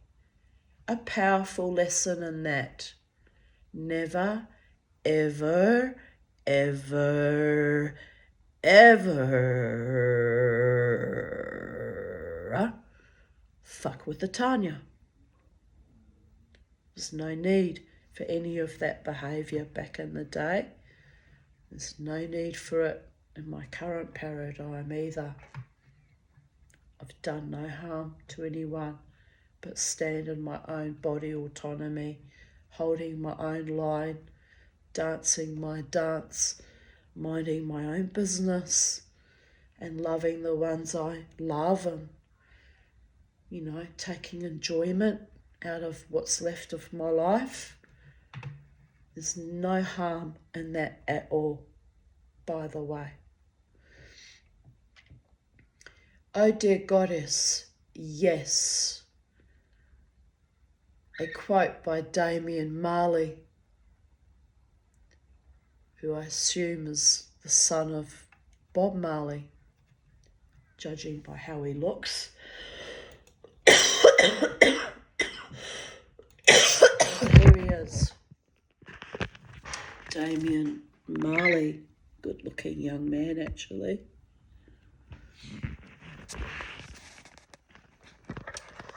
A lot of people become unattractive once you find out how they think. Indeed they do. Shared another quote. Some people don't love you. They don't even care about you. They just want to stay connected to you. They love the benefits, so they do the minimal. A little phone call here and there, just checking in, thinking about you, etc.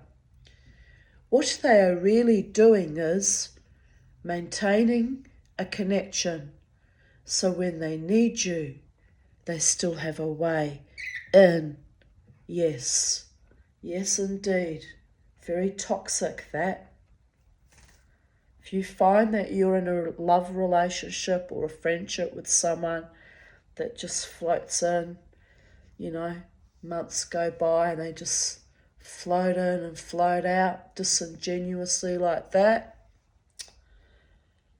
cut all contact permanently, because there's nothing worse than fake, disingenuous, superficial friends and or lovers or partners.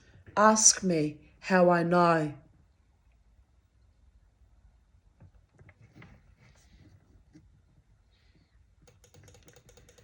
Here I posted, it's actually on a t-shirt.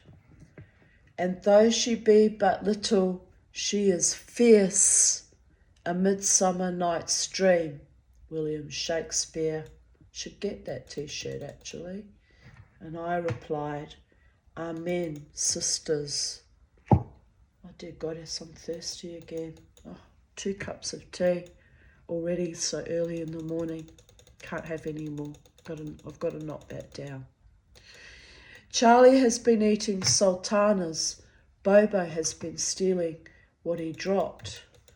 Sultanas are not actually good for dogs. They're not supposed to eat grapes. But anyway, the look of intensity, waiting for her to drop each one, is kind of gorgeous. Oh, I miss my boy. He was never disingenuous. With him, you always knew where you stood, even when he bit me occasionally and growled and snarled, basically told me in dog language to fuck the hell off occasionally. I always knew where I stood, and I always knew that not too much longer to wait, he would love me again with the biggest, greatest love that any mortal could possibly inspire or generate from within.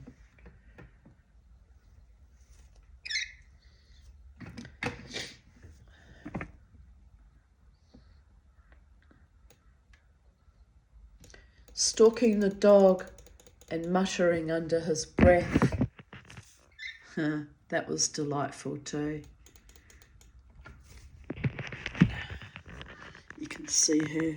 You can't hear her, but she'd do this weird kind of muttering as if she was almost swearing at the dog a bit. It's kind of that energy. He would just sit there like that, because sometimes she would viciously attack him when she was in that mutter mode. Do you remember that, Charlie? How you used to beat up Beauregard? Bobo. Used to give him terrible beatings. Yes, you did. You could be a mean sister. I put the towel on me to catch his poops, but what does he do? Move down where he can poop on my feet and chair. Talk about contrary-wise and being stubborn.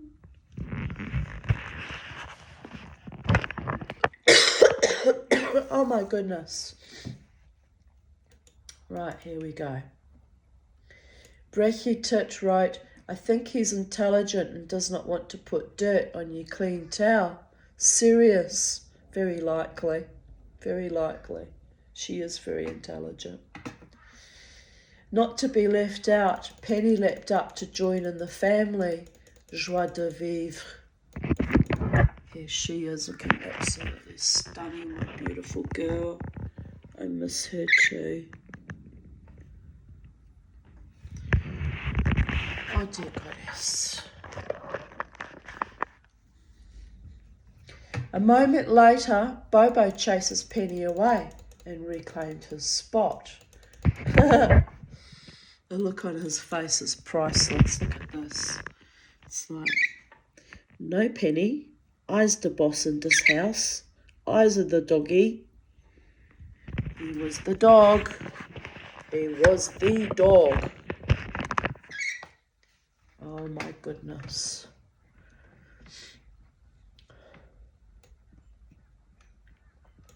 You tell her, Bobo, says Laura Martin.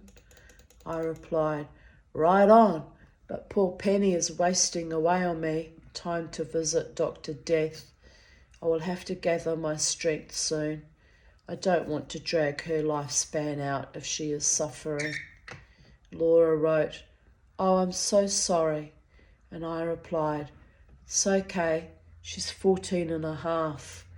Had a terrible kittenhood being thrown into walls by my daughter's then boyfriend. So she is a survivor like me, the most loving, protective familiar I was ever owned by. Laura wrote, she sounds like my sweet girl who passed away 2 years ago. And I wrote,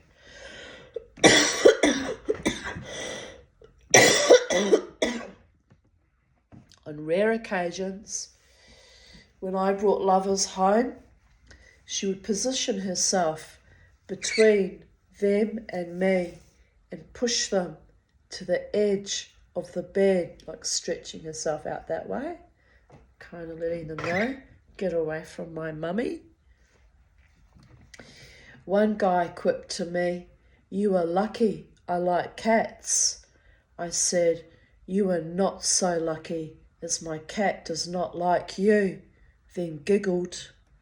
I should have taken her to the pub and casino with me. She could have saved me a lot of frottering with useless, unsavoury, feckless men. But then I might never have had any sex at all. So there is that. There wasn't a lot of men, but I mean, that sort of came out sounding wrong, didn't it? But anyway, you know what I mean. She could have spared me the bother. If I'd taken her, she would have just gone and saved me all that effort. Well, anyway, I had to learn to do that for myself. Yes, discernment, people. It's a gift that keeps giving. Still, she's the best cat ever. Never fuck with a tortoise shell. And here they are, the two of them, my little babies. Beauregard and Charlie. Yes, Charlie. We miss our Bobo, don't we? We miss him a lot. We miss them all. Oh, I'm starting to feel lightheaded. My dear goddess. 12th of July 2019. The crows have a lot to talk about this morning. I often ask them, what news from the underworld? Laughing my ass off. I wish I could understand their speech. They talk to me often. I posted a photo of the two crows, but I'm getting dizzy turning the phone around. I have to stop that. Sophie enjoying the morning sunshine. Oh, you know what? I have to show Sophie off. There she is. The beautiful Sophie. My beautiful girl. Another one great list.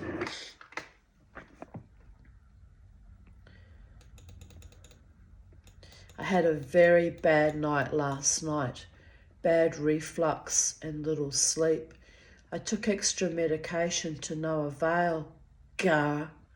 Then I woke up from a nightmare that I'd been moved into an apartment block, into a tiny one-bedroom apartment on a second or third story. No garden, no courtyard, everything grey concrete. I was freaking out about where to keep the dog, the cats, and Charlie. I had Charlie in his cage on the kitchen table. her cage now. Didn't know she was a girl at the time. And the dog freaking out too. I was muttering to myself, I can't possibly live here. What will become of us? I can't give away my animals, wringing my hands in despair. It felt very real. Even at my poorest and most desolate, I've always rented a home with some small garden for my pets. Always. But it was a horrible dream, and I woke up feeling shattered. Then I let the animals outside in my garden and rejoiced that we are all still alive and have this home and garden which so many of my former friends and partners scorned out of spite or envy. So I sat outside with a cup of tea in the sun and let myself enjoy the amazing gift I have and the beauty and most cherished of all, the peace. I am safe, I am loved, if only by the gods and a few rare and precious humans and creatures. Mr. Crow squawking at me as I write. I am happy in my own mad existence. Oh my God, I just had an epiphany as to what that spirit of Sir James Douglas that appeared beside my bed wanted me to know. He appeared to me in 2018. So what year is this that I'm writing? Sorry, just got to scroll back just out of intellectual curiosity. 2019, so 9 months later it took it for me to click, babies. Clicked my glasses instead. Where are we, my darlings? Where are we? By the gods. Now I've lost my spot. Mama T lost her spot. There will be a crisis if I lose my spot. Mama T must never lose her spot. Right, there we go. He died in battle in Granada, Spain, as he had used his friend and fellow warrior Robert the Bruce's heart as an amulet to protect him in battle. He kept it in I think it was in a golden cage or a silver metal cage around his embalmed heart on a chain around his neck. That's how much he loved his friend and considered him a worthy compatriot. He had thrown it into the fray, superstitiously believing it would save him. I'm assuming that. I don't know why he threw it into the fray actually, but I'm making that assumption based on the battle was intense and I guess he realised he probably wasn't going to make it, so took the heart off and threw it into the melee. Alas, no. That heart, in a silver casket, was supposed to be carried to the Holy Land for burial, but instead it was buried back in Scotland. So I was being shown that my heart, no matter how broken by cruel, feckless humans, will go on until the time comes when it stops, of course. The messenger confused me. I do have Scottish ancestors, but I have not researched far enough back to know if Black Douglas or perhaps Robert the Bruce were ancestors of mine. I saw him last October and it freaked me out as I had never seen a spirit before, like as in with my physical eyes. Seeing someone like that really freaked me out. I remained calm and asked him what he wanted, but he only gave me his name, so I had to Google him. Anyway, it must have been a message about my health scare and a reminder that big, big hearts will go on, and even the greatest warriors must eventually die. And there is no point in putting faith into amulets or talismans or hero worshipping other people, as we all must crumble back into dust someday. Also, the story is a reminder of how even a great warrior could put his faith in the spirit or heart of a friend, forgetting that the power remains inside ourselves, not in others. Like Boadicea, who was trapped in a battle by her own people's carts blocking her only escape route. Black Douglas was abandoned in battle by his Spanish compatriots and died in the fray. Lesson to be learned there.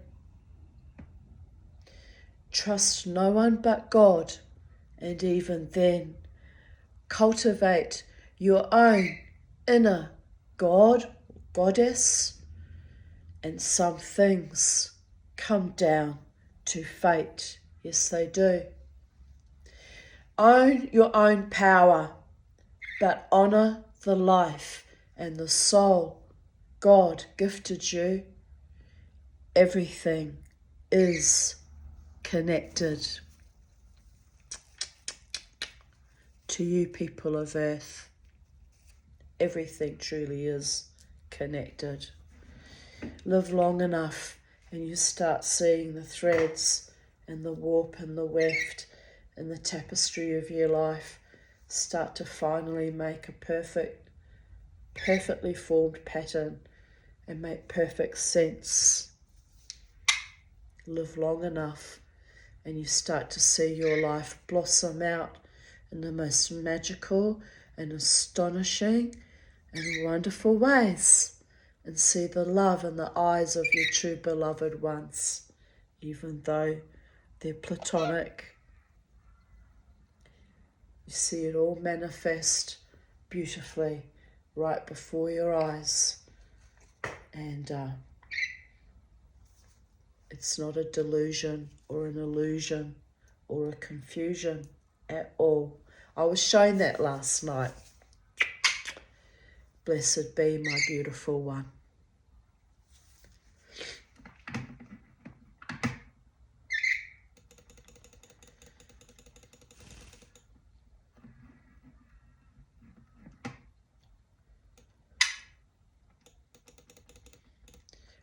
I wrote a long comment, but it's on a quote written by Jude Downs, who is I think she's a psychic medium.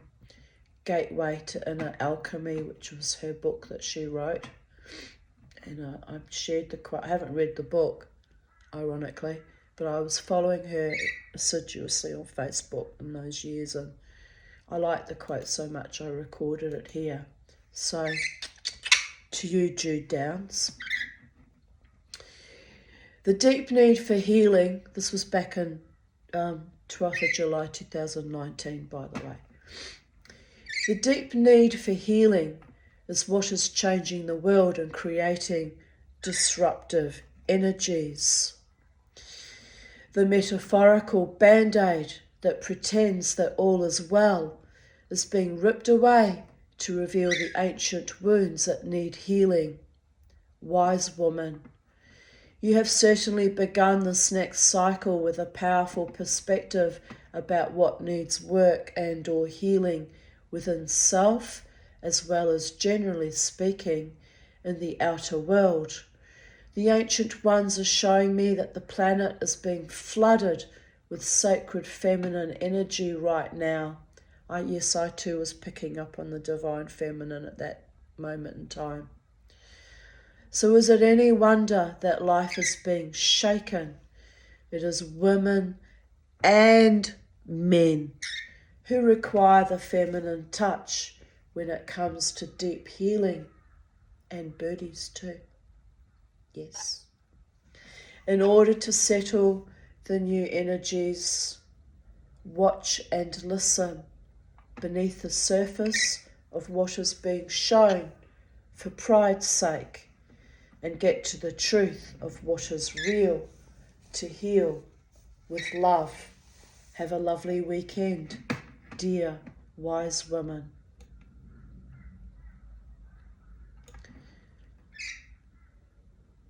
She attached this lovely drawing of the Divine Feminine, which I also really liked.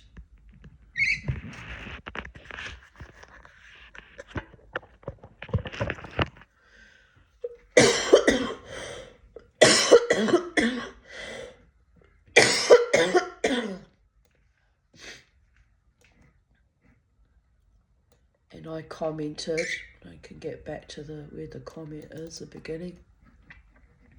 I was not given grace to heal in the immediate hours and days after my surgery. I went to war on the systemic abuse. Ergo, it has taken my body longer to recover than it should have. It took me a long, long time, about 2 years, to fully recover, by the way. That and grief over the betrayals of a close family member in my time of crisis. Oh, they love to kick me when I'm down. They really do. The cowardly fucking things.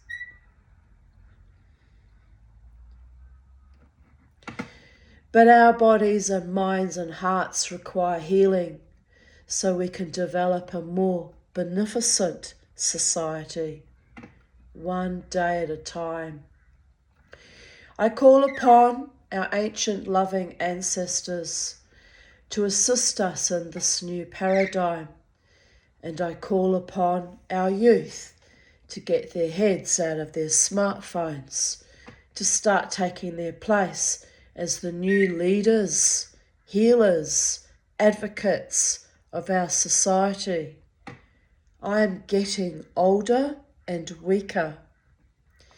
We all need you to step up and protect those who fought long and hard and often to no avail, as you were poisoned by the societal norms and by our food, water, air.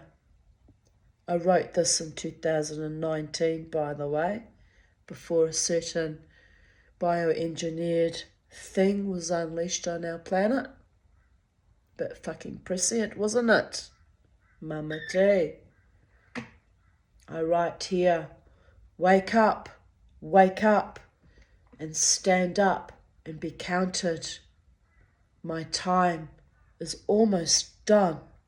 Fully expecting back in 2019 that I wasn't going to survive much longer on this planet. Here I am 5 years later, babies, still strutting my stuff, miraculously, and not always by my own will. Trust me on that one.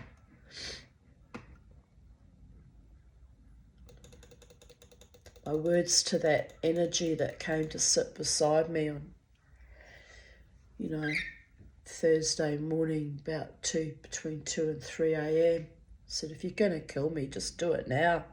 I'm sick of this dance. If you're going to kill me, just end it right now. Don't fucking torture me anymore. And this energy just came and sat very calmly beside me on the bed in the form of a big red kind of dark globulous blob, and talked me through my breathing till eventually I felt slightly better. I didn't feel like I was dying anymore. By the gods. How do I do it? Can somebody please explain to me how I do it? It's a bit bizarre at times. But anyway, I had a wonderful night last night in spite of the fracas. And the gods decree what the gods decree, and I was seen and I was witnessed and I was valued by kind people, and the few people, friends that love me. Haven't seen that. Very few people have seen me behave like that before, to actually go into full battle mode like that before. It's a tad astonishing.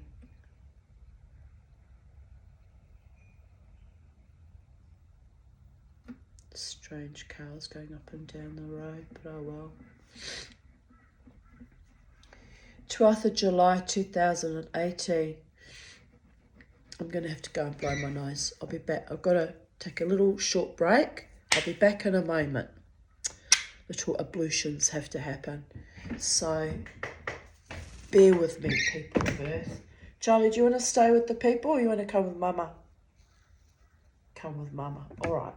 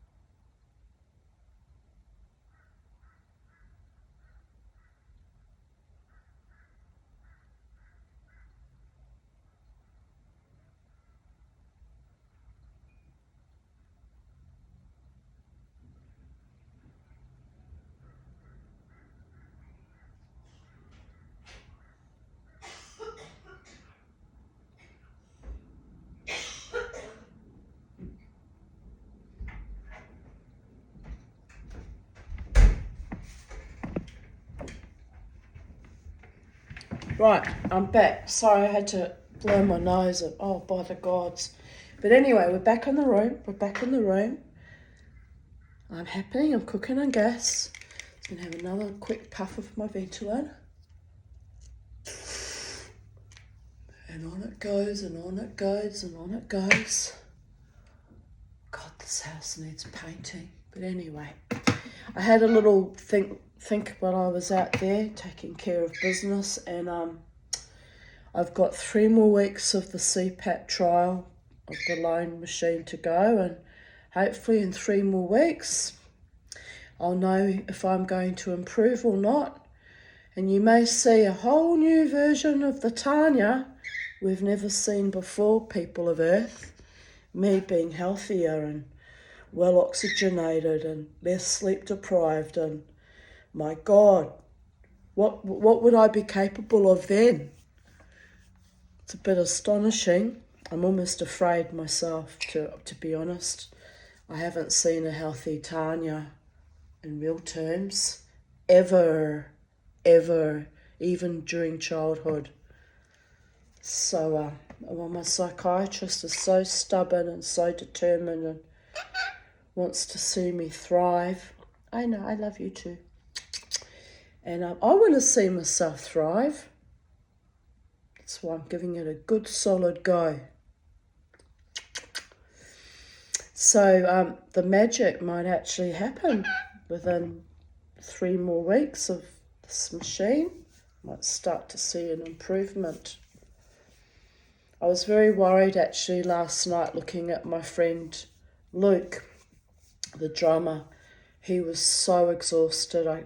While I was standing against my wall waiting for security to go and search for my silver ring. This is when I'd come back, having discovered that I didn't have my ring. I was observing him leaning against the wall further down on the opposite building. He just sort of shattered. And he has the same condition as me, and he told me that he's on CPAP and that it's helped him a lot. But he, you know, I could see he was yawning a little bit throughout the night. You know, he's got a young family, wife and family, so works hard to support his wife and children. And I wanted to just go up and give him a hug actually, but it would have been weird and inappropriate given I'd come back after that massive fracas and all that huge fucking drama and scene. And as I was walking away, you know, he walked ahead of me and just smiled. He's so tired. I know how he feels. I really do. Anyway, may the gods bless us all and help us to heal from our various ailments and find our own courage and our own power, mana, and may we continue to exponentially grow and unfurl and get better and healthier and stronger and more vitality. That's my prayer for you, Luke, and for me, given that we're in the same kind of hell loop with that illness. And for all of us, keep moving on, moving forward with great determination and courage. Charlie, you've managed to poop down my dress. Oh, well, anyway, doesn't matter. What's a bit of birdie poop between friends?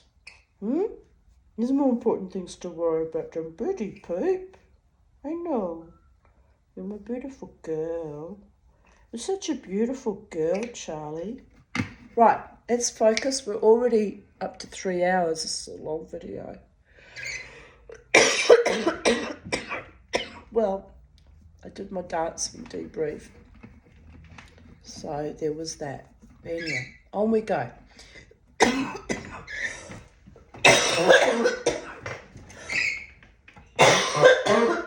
Alright, back in the room.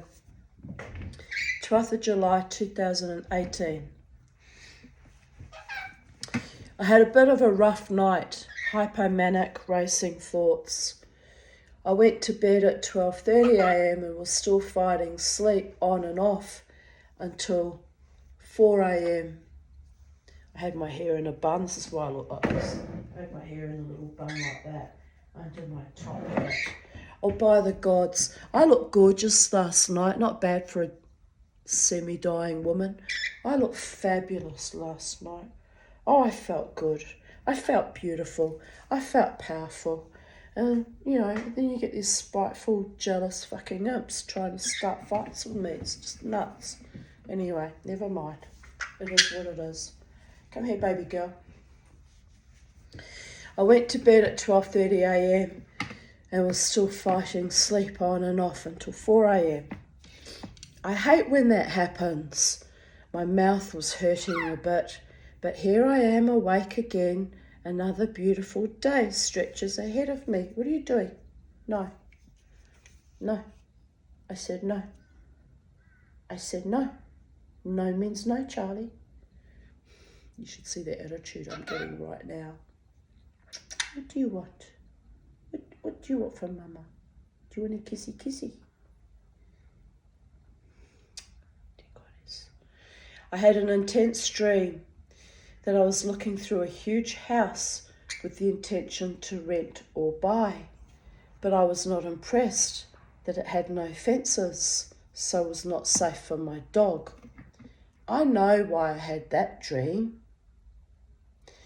Beauregard escaped through a hole that he dug under the front fence last evening. He was chasing his ball that he pushes out under there, a really annoying game he plays with me, which drives me insane. So I need to buy more steel mesh to stop the little rascal from breaking out of sacred space. I just took Beauregard and Charlie for a walk to the dog park. They had a lovely stroll. But now I am weary and my mouth hurts. Might have something to eat and then a little lie down. Could do with something to eat right about now too. Still need to get to Bunnings to buy the torque screwdriver set, which I needed to unbolt my, for Jared to unbolt my Bosch washing machine, get the broken seal out and replace it with a new seal and put it all back together, which I need to buy another seal again because it's had it, but anyway. Been putting it off as I often do with things. Here I write, I'm absolutely loving the lectures on the Shamanic Global Network. So inspiring. Jared asked, on Gaia?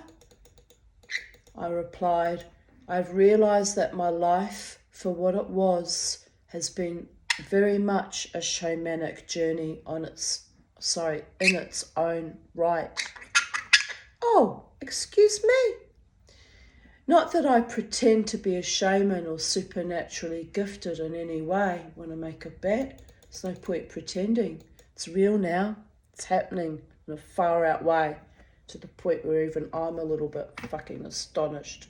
That dream yesterday morning, wow. That's all I can say is wow. All right, this was 2018. I was still in denial about being a shaman back then.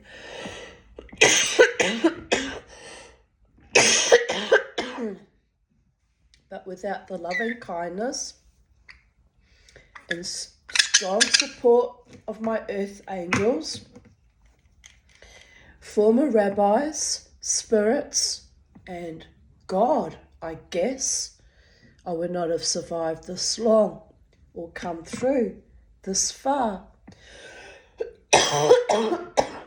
Let's not get too excited. It's a bit touch and go at the moment.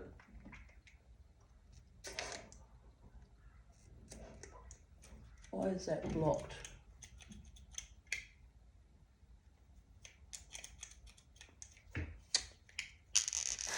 I don't know what's happened to this stupid thing. Aha.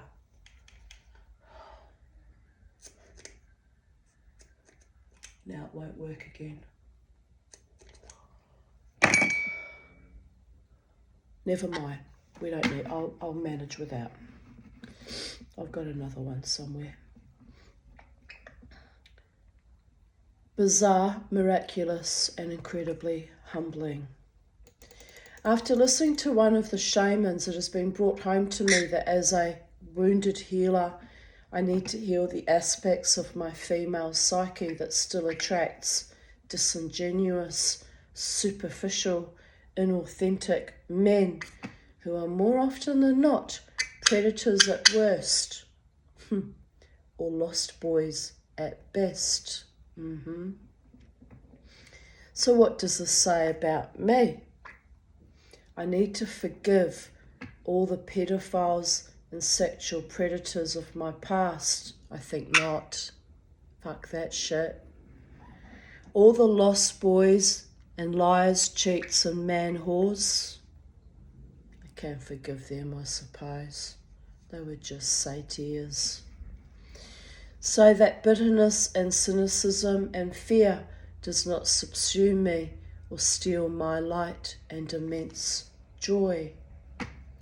I need to forgive the women, especially my mother, who enabled them, or love will never find me and come to me clean and clear and meet me where I am in my own intrinsic integrity, naked and sacred in sacred space, just my home and garden here. But for now, fuck it, laughing my ass off. I really see so much beauty and potential unfurling inside me, and I am enough, perfectly materialized in body, soul, mind. My heart is opening again, and I'm counting my own blessings. Like cures, like grateful, blessed woman here.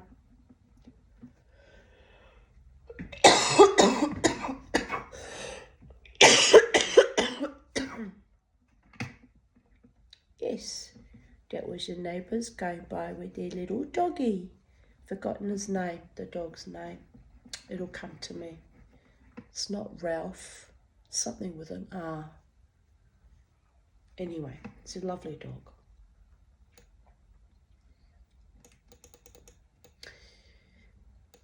Here's a quote by somebody called Jan Phillips, which is ironically my maiden name too.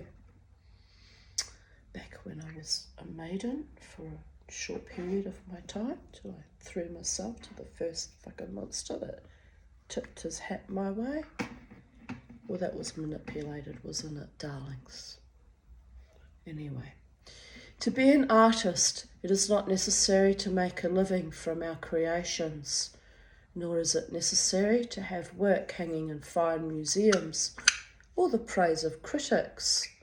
What are you doing pressing the back of her neck against my thumb? It can't be comfortable, you mad bird. To be an artist, it is necessary to live with our eyes wide open, to breathe in the colours of mountain and sky, to know the sound of leaves rustling, Charlie, the smell of snow, the texture of bark. To be an artist is to notice every beautiful and tragic thing, to cry freely, to collect experience and shape it into forms that others can share. To you, Jan Phillips, a kinswoman, it's very potent and beautiful. Thank you for sharing that with all of us here on planet Earth. Yes, my darlings. Art is made to be shared, by the way.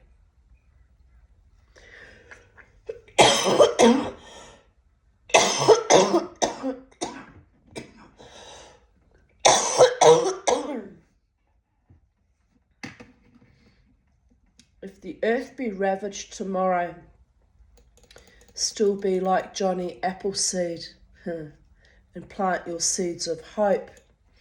Manifest light, love, deep connection to life, and life will breathe greatness back into your broken down spirit. I am living proof of that.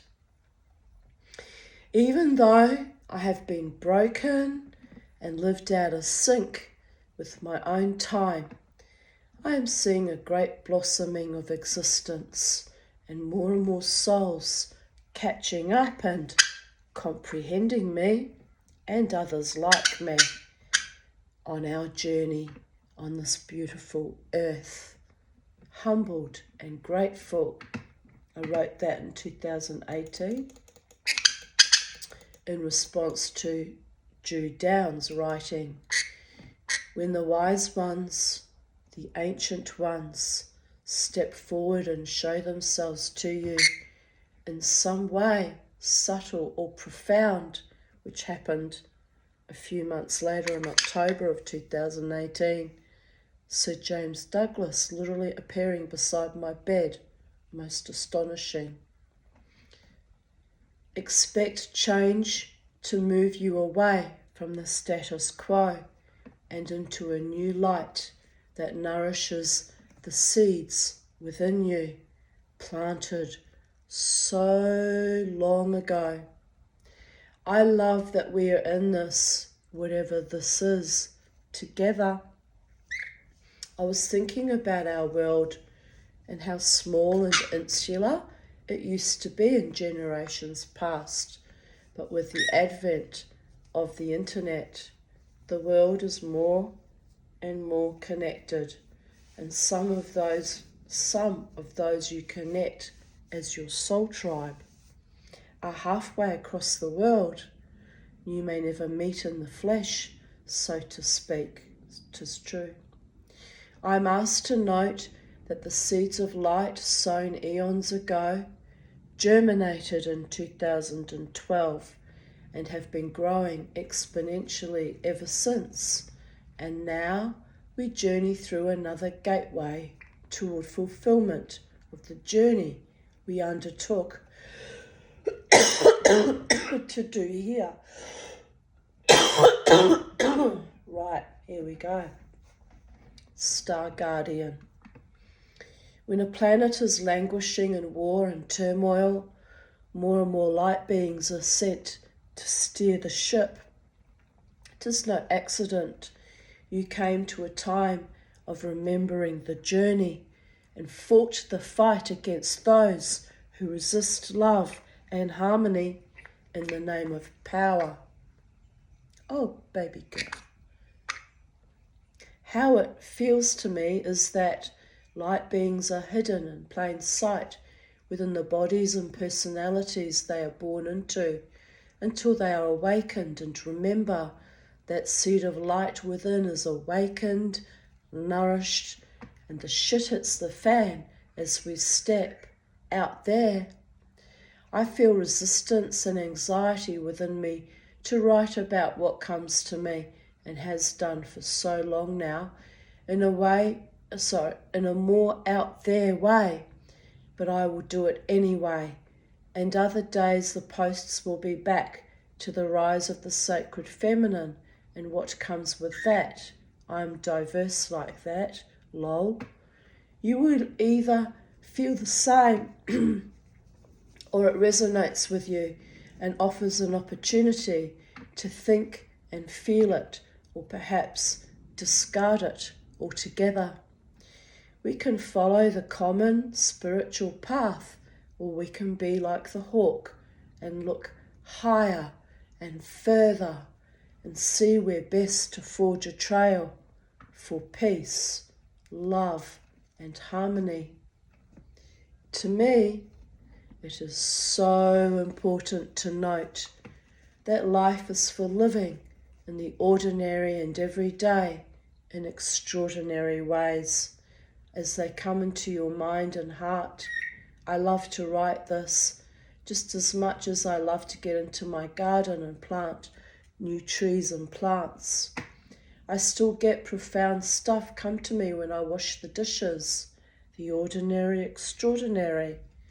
Live life and be awake. Yes, it is that simple, even when chaos appears to reign supreme, as happened to me when I first heard my cousin's Maori ancestors speaking to me when I was frantically mopping the floors in Charlie's room in my jewelry studio. I know, which at that point in time, it wasn't yet a jewelry studio, because that was back in 2020. They came to guide and protect and inspire Mama D. Yes, they did. Manatoa, Manatoa, Manatoa.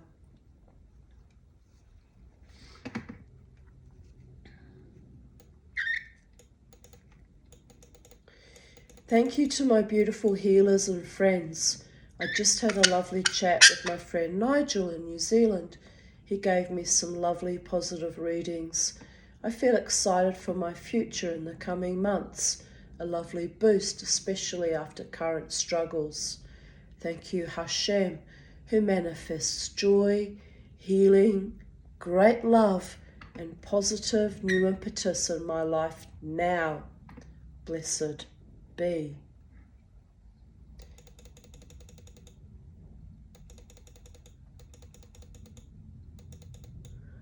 Then in 2017 I posted some photos from my garden, but I won't bother repeating that.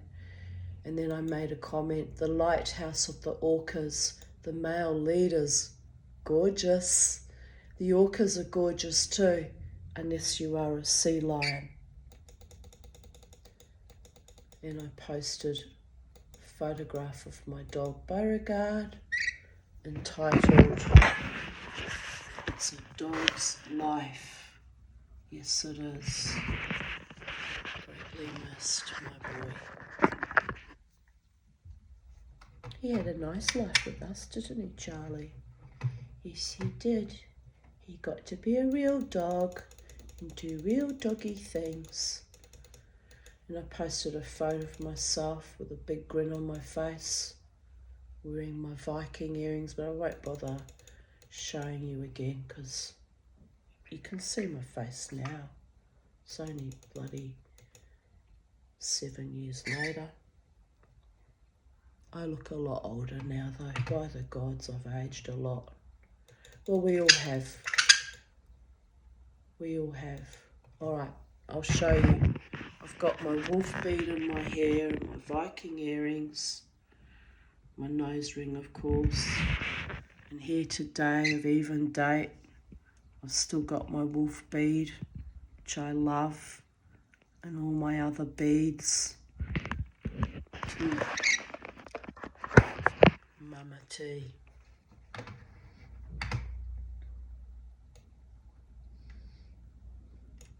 Watching Extraordinary on Netflix about alien abductions. 12th of July 2016. I'm so tired that I've had a nice hot Epsom salt bath. As a matter of fact, I could do with one of those right now too. A nice cup of tea, and I'm now in bed watching Netflix. It's actually quite cold in here. It's only 15 degrees. I should put on the heater, shouldn't I? Why am I suffering like a wild animal? It's absurdist. I hadn't realised it was that cold until now. Ooh, Jesus. Well, there you go.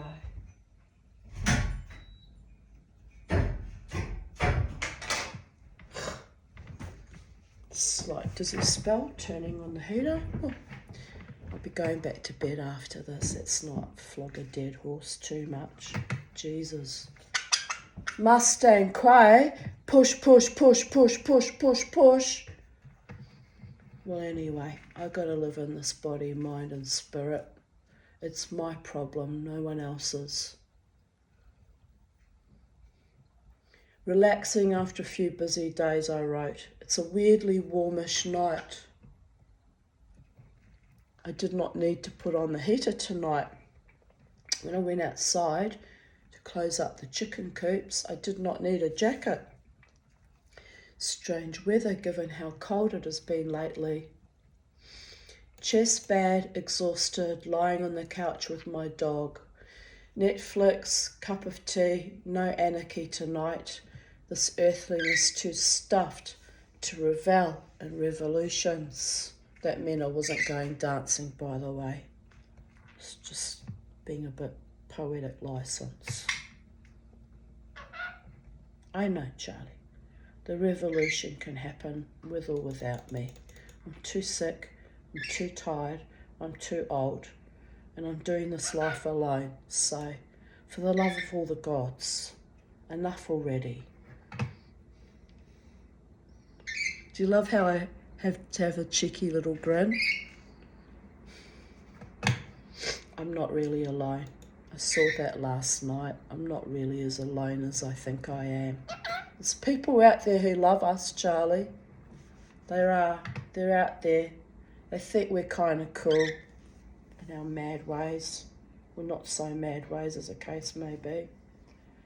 Maybe a bit triggered ways at times, but never mad. No, we know exactly what's going on, what needs to be dealt with.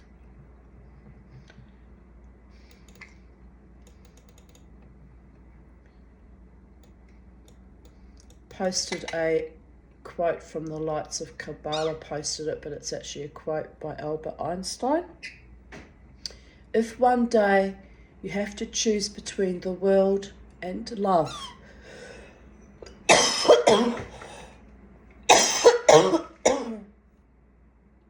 sit out in the sun, Charlie. We need to be in the sun. Yes, you and I, baby bird. If one day you have to choose between the world and love, remember this. If you choose the world, you'll be left without love. But if you choose love, with it, you will conquer the world. Yes, my baby girl. Well, I'm a bit of a hypocrite there. I did not choose love in that moment of rage last night. It was not good, but oh well, it had to happen, I guess. Sometimes you just need a clean sweep of things. 12th of July 2016. He is utterly exhausted after helping Damama help out Auntie Annette for the last 3 days. Phew, now we are home snuggling on the couch. Oh, I won't bother sharing the photo. It's too much. My friend Michael Brecher wrote, looks like somebody groomed him. And I replied, no grooming, but I did slick his fur back from his face. 12th of July 2015, 4:42 a.m. Home safe after a wonderful night dancing with my beautiful friends, now soaking in a hot, hot bath. I can't feel my feet. I went off like a berserker on psilocybin last night, says she who's never done psilocybin. Probably would do me the power of good, actually. But then, my lungs might shut down and I might die. So maybe not. But oh well, what can I say? There's a remedy for every malaise, but some of the remedies are life-threatening to me, including not travelling too well on the CPAP just yet. Anyway. Stomped my pain, rage and ever-bleeding heart into the wooden dance floor. I feel fantastic now, exhausted but happy. Tonight I am grateful for my beautiful, loyal, loving, supportive and inspiring friends and my daughter. For my home, which needs a new kitchen but is still my safe haven and sacred space. For having a beautiful warm bed when for several years in Logan Lee, I slept on a mattress on a concrete floor with carpet but no underlay and wondered why my asthma was so bad and my back hurt. A warm bed is the most wonderful gift of all. I am grateful to the government for me keeping contained and safe on my disability pension, which means that I have the freedom to heal by resting or while dancing on the weekends, to think, to write, to be able to speak my truth about my damaged, fucked up life, which surprisingly some people in my community, meaning my former Jewish community, are still envious of. And I'm meant to be the crazy one, am I right? Dear Goddess, they would crush me and destroy me by any means. So these awful experiences are something else I am grateful for. the opportunity to stand up for myself and other survivors, to speak my truth, to be my own authentic self, and most importantly, to discover whom it is I really am becoming. A person of merit, integrity, courage, determination, and decency. A mother, a friend, a warrior, and amongst the most horrendous curses that God programmed into my life plan, the most beautiful, abundant blessings. Some hard won after terrible traumas, and others beautifully gifted to me on a golden plate.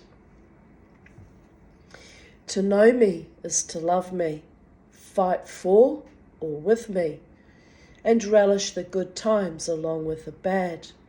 True friends and true loves have never quit on me, and I have never quit on them. My enemies are perhaps my greatest gift of all, my teachers. One day they will learn from their malicious intentions, but that is not for me to orchestrate. Let go, let God. I pray I get to learn about the final outcomes. I am human after all.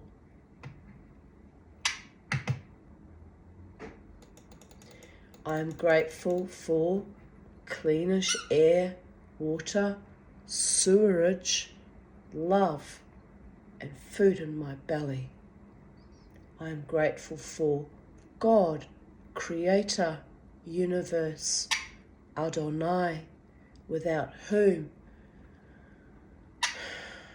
I would not be in this perfectly formed body, even with a few major alterations, Achim, or this incredibly perfect, albeit fragile and delicate mind. Did I mention I'm grateful for love, light, and truth? Love, love, love. To infinity and beyond. Love.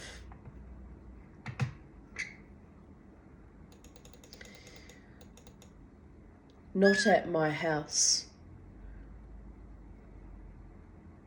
Jared comes over, fights with my recalcitrant Weber, but like a champion gets the fire blazing in no time.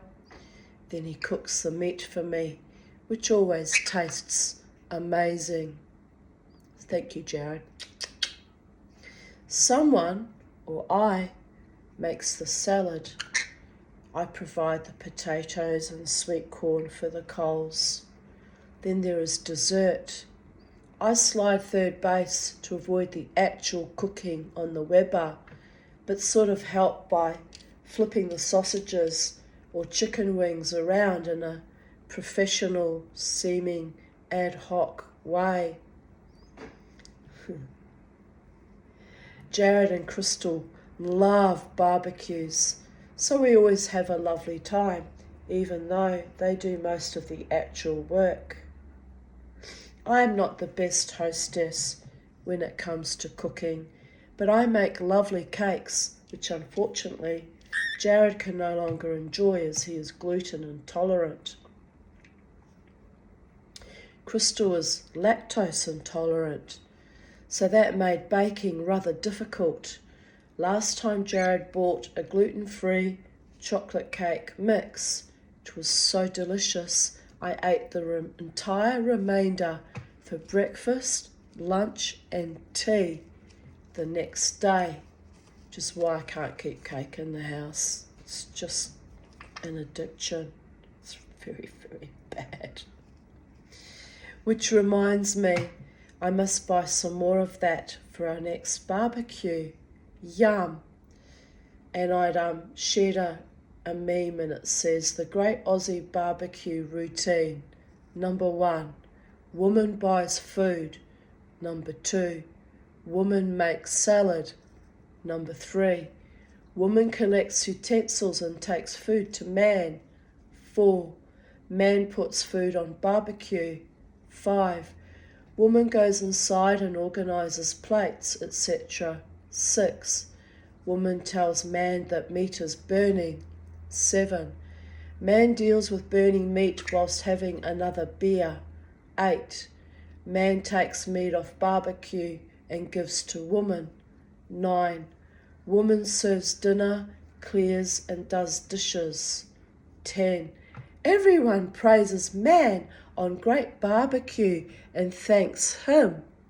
11, man comments on how he gave the woman, and it's cut off, but a great barbecue, I presume. It really does go like that, by the way, in Australia. Australia, babies. Put a prawn on the barbie. No, it's not. Put a shrimp on the barbie. Whatever, it's actually prawns that we put on our barbie, not shrimp. Americans, get it right. But I don't eat shrimp or prawn. So not only will I not ever do you a barbecue, I may do you a barbecue if you arrived on a very special night, or it's a blue moon, or hell froze over, but there will never be shellfish on any of my barbies, because I hate that stuff. The stink of it. Ugh. I don't know what I will do if I ever get into a partnership with a man who eats shellfish again. It's disgusting. My Jewish husband, who wasn't supposed to eat shellfish because it's not kosher, used to break the backs of the prawns and squirt prawn juice in my face and then watch me start heaving, literally trying not to vomit. Thought it was funny. Ugh, sadist. Anyway, I don't like seafood. Just saying.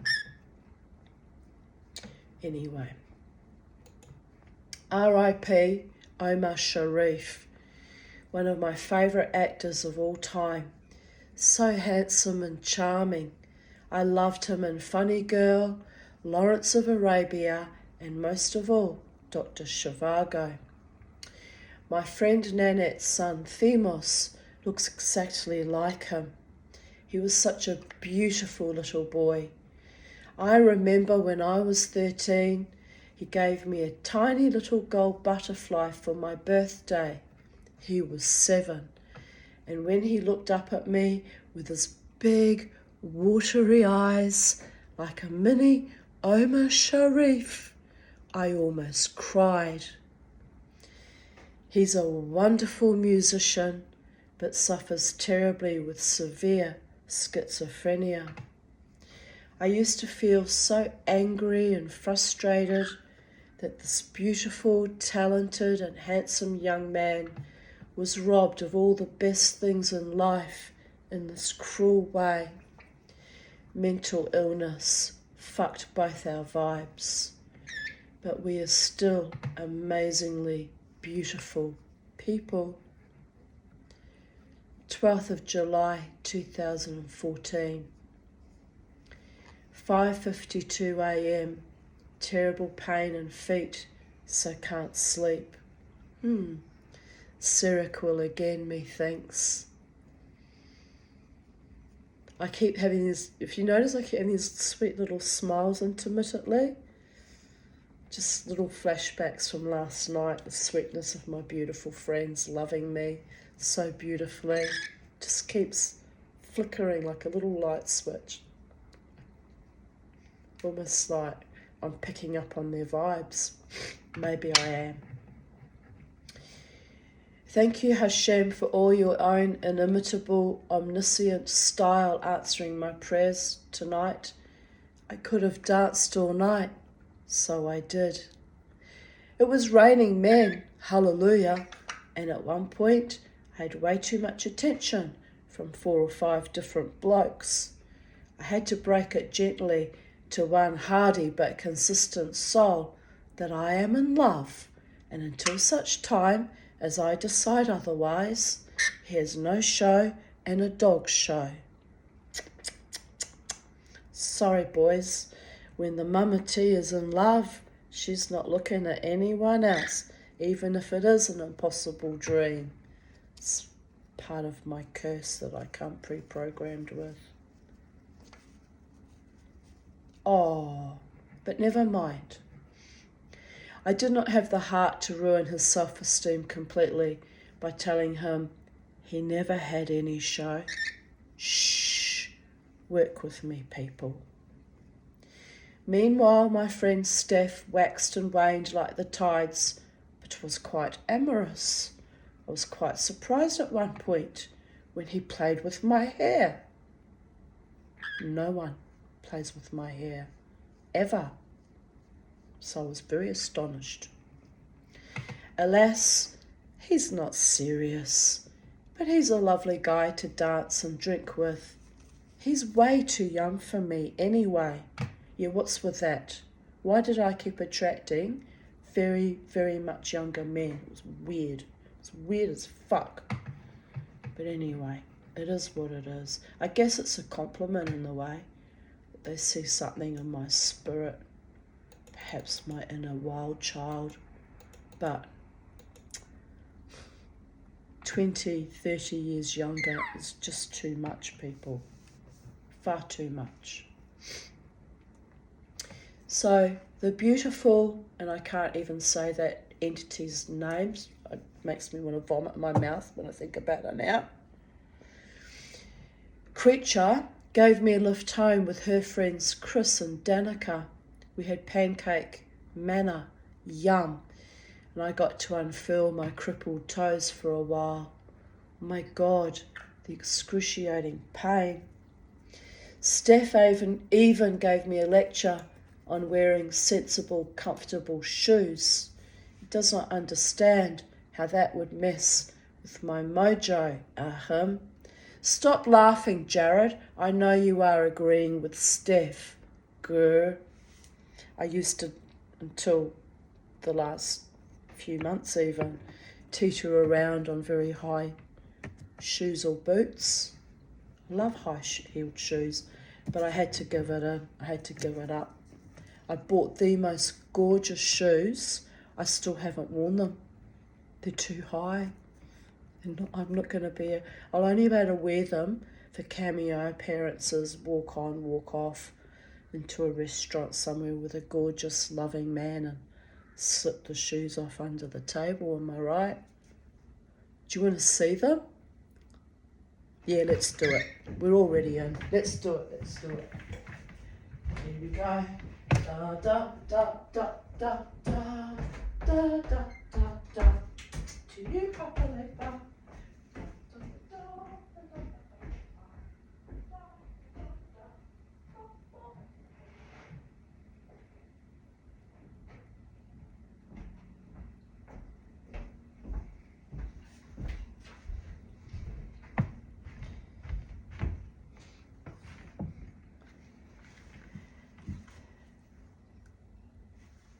I bought them second hand, but they've never been worn. I've still got the tag on it, $69. And they're some designer brand, Irregular Choice. And I bought them, actually the reason I bought them was I really loved the frog.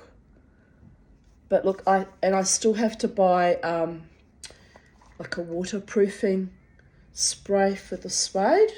That's partly why I haven't worn them yet, because I still need to waterproof them. Smelling a bit musty actually. To make sure I put some silica in the drawer. But yeah, look at that. Aren't they gorgeous? And they're not all that high, but last time I put them on, I thought, oh Jesus, I'm not going to be able to. I was going to wear them to the Brooklyn Standard one night, and I thought, I won't be able to get up and down the stairs. And yet I wore my other high-heeled shoes a few months back. But even my friend Scott in Alter Ego said to me, Tanya, you're going to have to start wearing sneakers. Like, what are you doing with the insensible shoes? And I went, it's how I roll, baby. If I give that up, It's the beginning of the end. And here I am, trying not to end. But anyway, I'll run and put these away.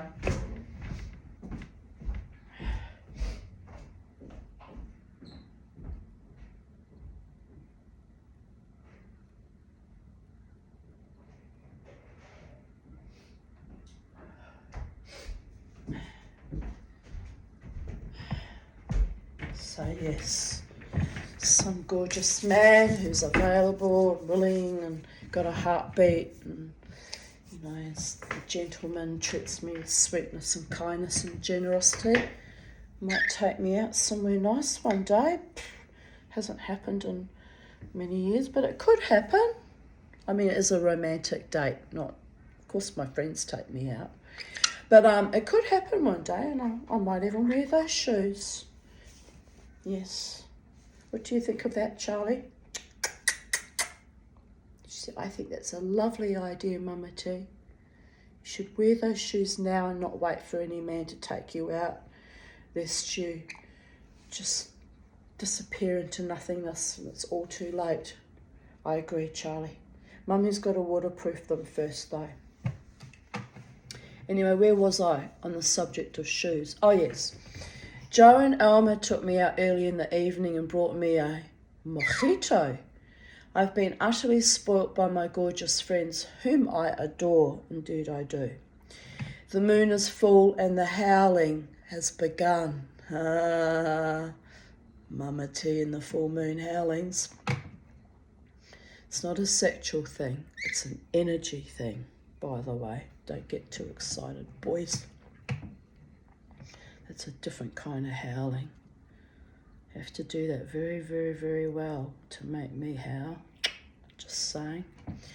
I just had a hot, hot bath to soothe my toes, though. Ouchies. I am happy. Life is awesome.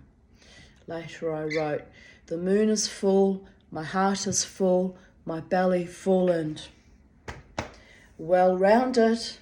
My house is full, my eyes are full. My purse is empty, but even in that, it is full with capacity to receive abundance calling down to my meridians in the fullness of time. We're still filming? I freaked out. My battery's wanting to die on me now. My battery's wanting to die on me, people today. Oh, of course it is. This is nearly a 4-hour video. My goddess. And I've still got to do today's even date as well. They're getting longer and longer and longer. Well, what can I say about that?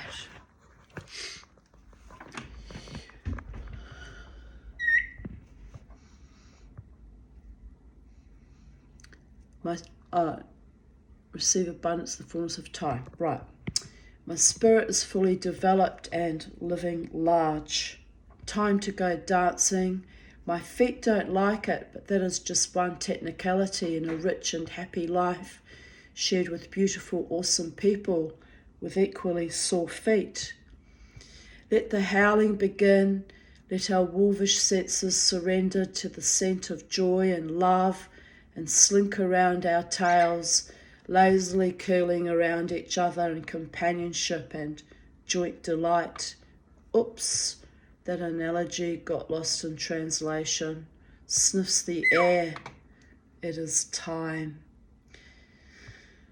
12th of July 2012. Just cooked dinner and ate it. It was rather nice, but I've made better beef stir fries with veggies and hockey noodles than that. I should not cook. My creative juices are not flowing. Lol. Right now, this moment, I could do with a nice cuddle. I'm worried about Sybil, who had surgery on her back yesterday and had some adverse reactions today. I will try to get to see her soon. I was still trying to maintain some relationship with my ex-boyfriend's mother. Sweet, innit? Oh well, never mind.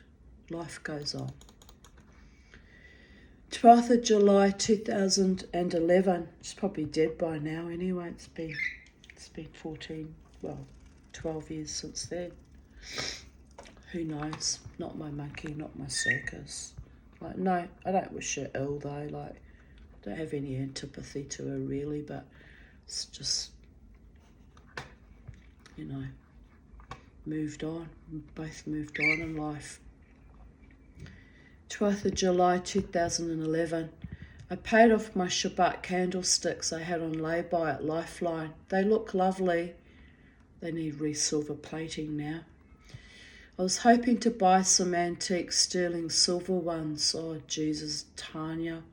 You're such a psychedelic dreamer and you're so opulent. It's ridiculous sometimes. But you never know. If I won lotto, I might do that one day.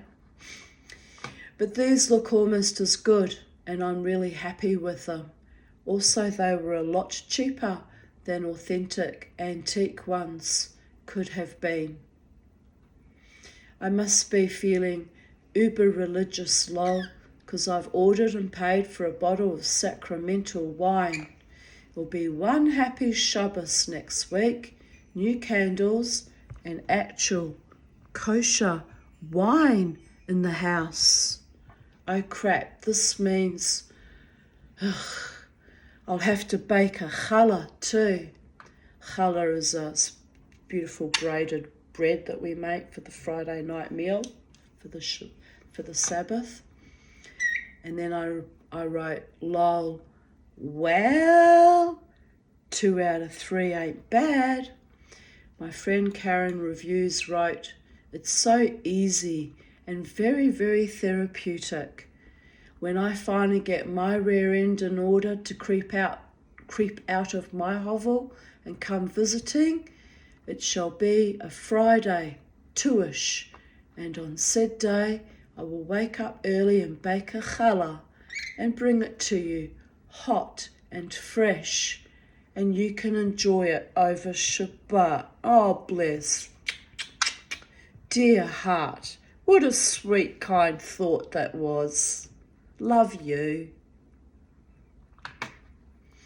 I look forward to seeing you when you surface from the void of winter, lol. You don't have to bring me challah though, just yourself and the child. 2ish is a good time for me. I don't usually get out of bed till lunchtime, lol. That was back 11 years ago. I was up early this morning, even with so little sleep. My spirit's supercharged. She's choosing life, babies. She's choosing life and love more and more each day, more powerfully, more determinedly, even if it seems a bit bizarre and unlikely. She's choosing love. Isn't she, Charlie? Charlie's busy. I went to shul this morning, that means temple, for the first time in months. It was nice to daven, that means pray, and catch up with people. Here I wrote, perfumed boudoir not successful. My freshly washed sheets smell so nice that it actually irritates me.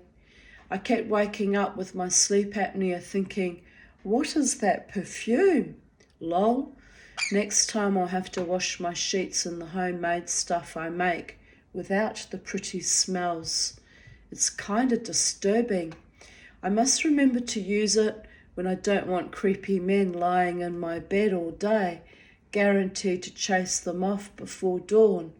Mind you, most of them used to take off at dawn anyway, so what was I thinking? Wanting to encourage them to stick around for longer. See? Wax on, wax off, people of Earth. But Jesus. One small hitch. I don't even have creepy men in my bed anymore, so the problem is solved, laughing my ass off. Thank God for that. Who wants creeps in your bed anyway, at any given time, even till dawn?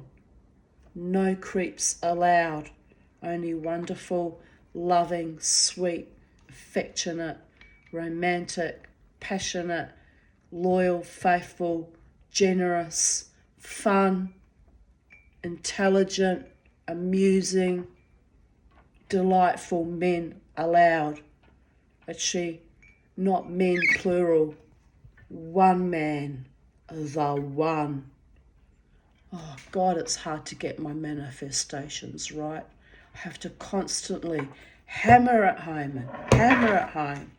The one, the one, the one, my one and only, my true love, one. Surrounded by many men when I go dancing. They all look at me with great, admiration and lust at times and hopes. But I don't want the many. I only want my one and only one, ordained for me by the gods, chosen. No more mistakes by the gods. No more. It's probably too little too late though. Let's be real here. Fighting like a wild beast in the club. Well, that's not going to be good for my mojo, is it? Anyway, 12. You have to laugh. Bruce thought it was very good indeed. Was well impressed. Anyway, 12th of July, it was a nice man. He was being kind and supportive. 12th, Scott high-fived me too. Anyway, never mind. Moving on. Behave, Tanya. Behave. 12th of July, 2010. Thinking about moving furniture items which will mean more cleaning and organisation and crap. Oh, will it ever end? How does one fit an old lady's lifetime belongings into a tiny 3-bedroom cottage? With very creative storage ideas, methinks, laughing out loud. The scary thing is having some of my mother's favourite furniture items here freaks me out. But I guess another generation of hoarders bites the dust, lol. Karen Reviews wrote, if you need advice, I consider myself a guru. I just moved the furniture from my granddad's 5-bedroom, 3-living area mansion into my tiny 2-bedroom cottage. Yes, be in awe. The trick is to learn how to breathe in tight when walking around. I hear you, sister. I did that too. Wow, you are my hero now. Crystal keeps telling me I have to get rid of stuff to declutter my life, but it's all good stuff I'm left with and stuff I dreamed about owning one day when I was still a kid, so I'll be holding on for quite a while, I guess. Lol. I did get rid of a whole lot of clothes I was desperately keeping, and Jared and Crystal convinced me to get rid of them as they looked either horrible on or didn't fit well anymore. So that was major progress, I guess. I fought them every inch of the way, but Crystal cunningly photographed me in each item of clothing so I could see how awful I looked, and I realised they were right after all. And thus concludes today's readings of Even Date. Have a beautiful day wherever you are in the space-time continuum. It's now currently 11:36 a.m. on the 13th of July, 2024. But this video is yesterday's vlog from the 12th of July, 2024. I'll have to have a little bit of a rest and I might come back later to do today's vlog. 4 hours, 3 hours, 54 minutes. Oh dear goddess.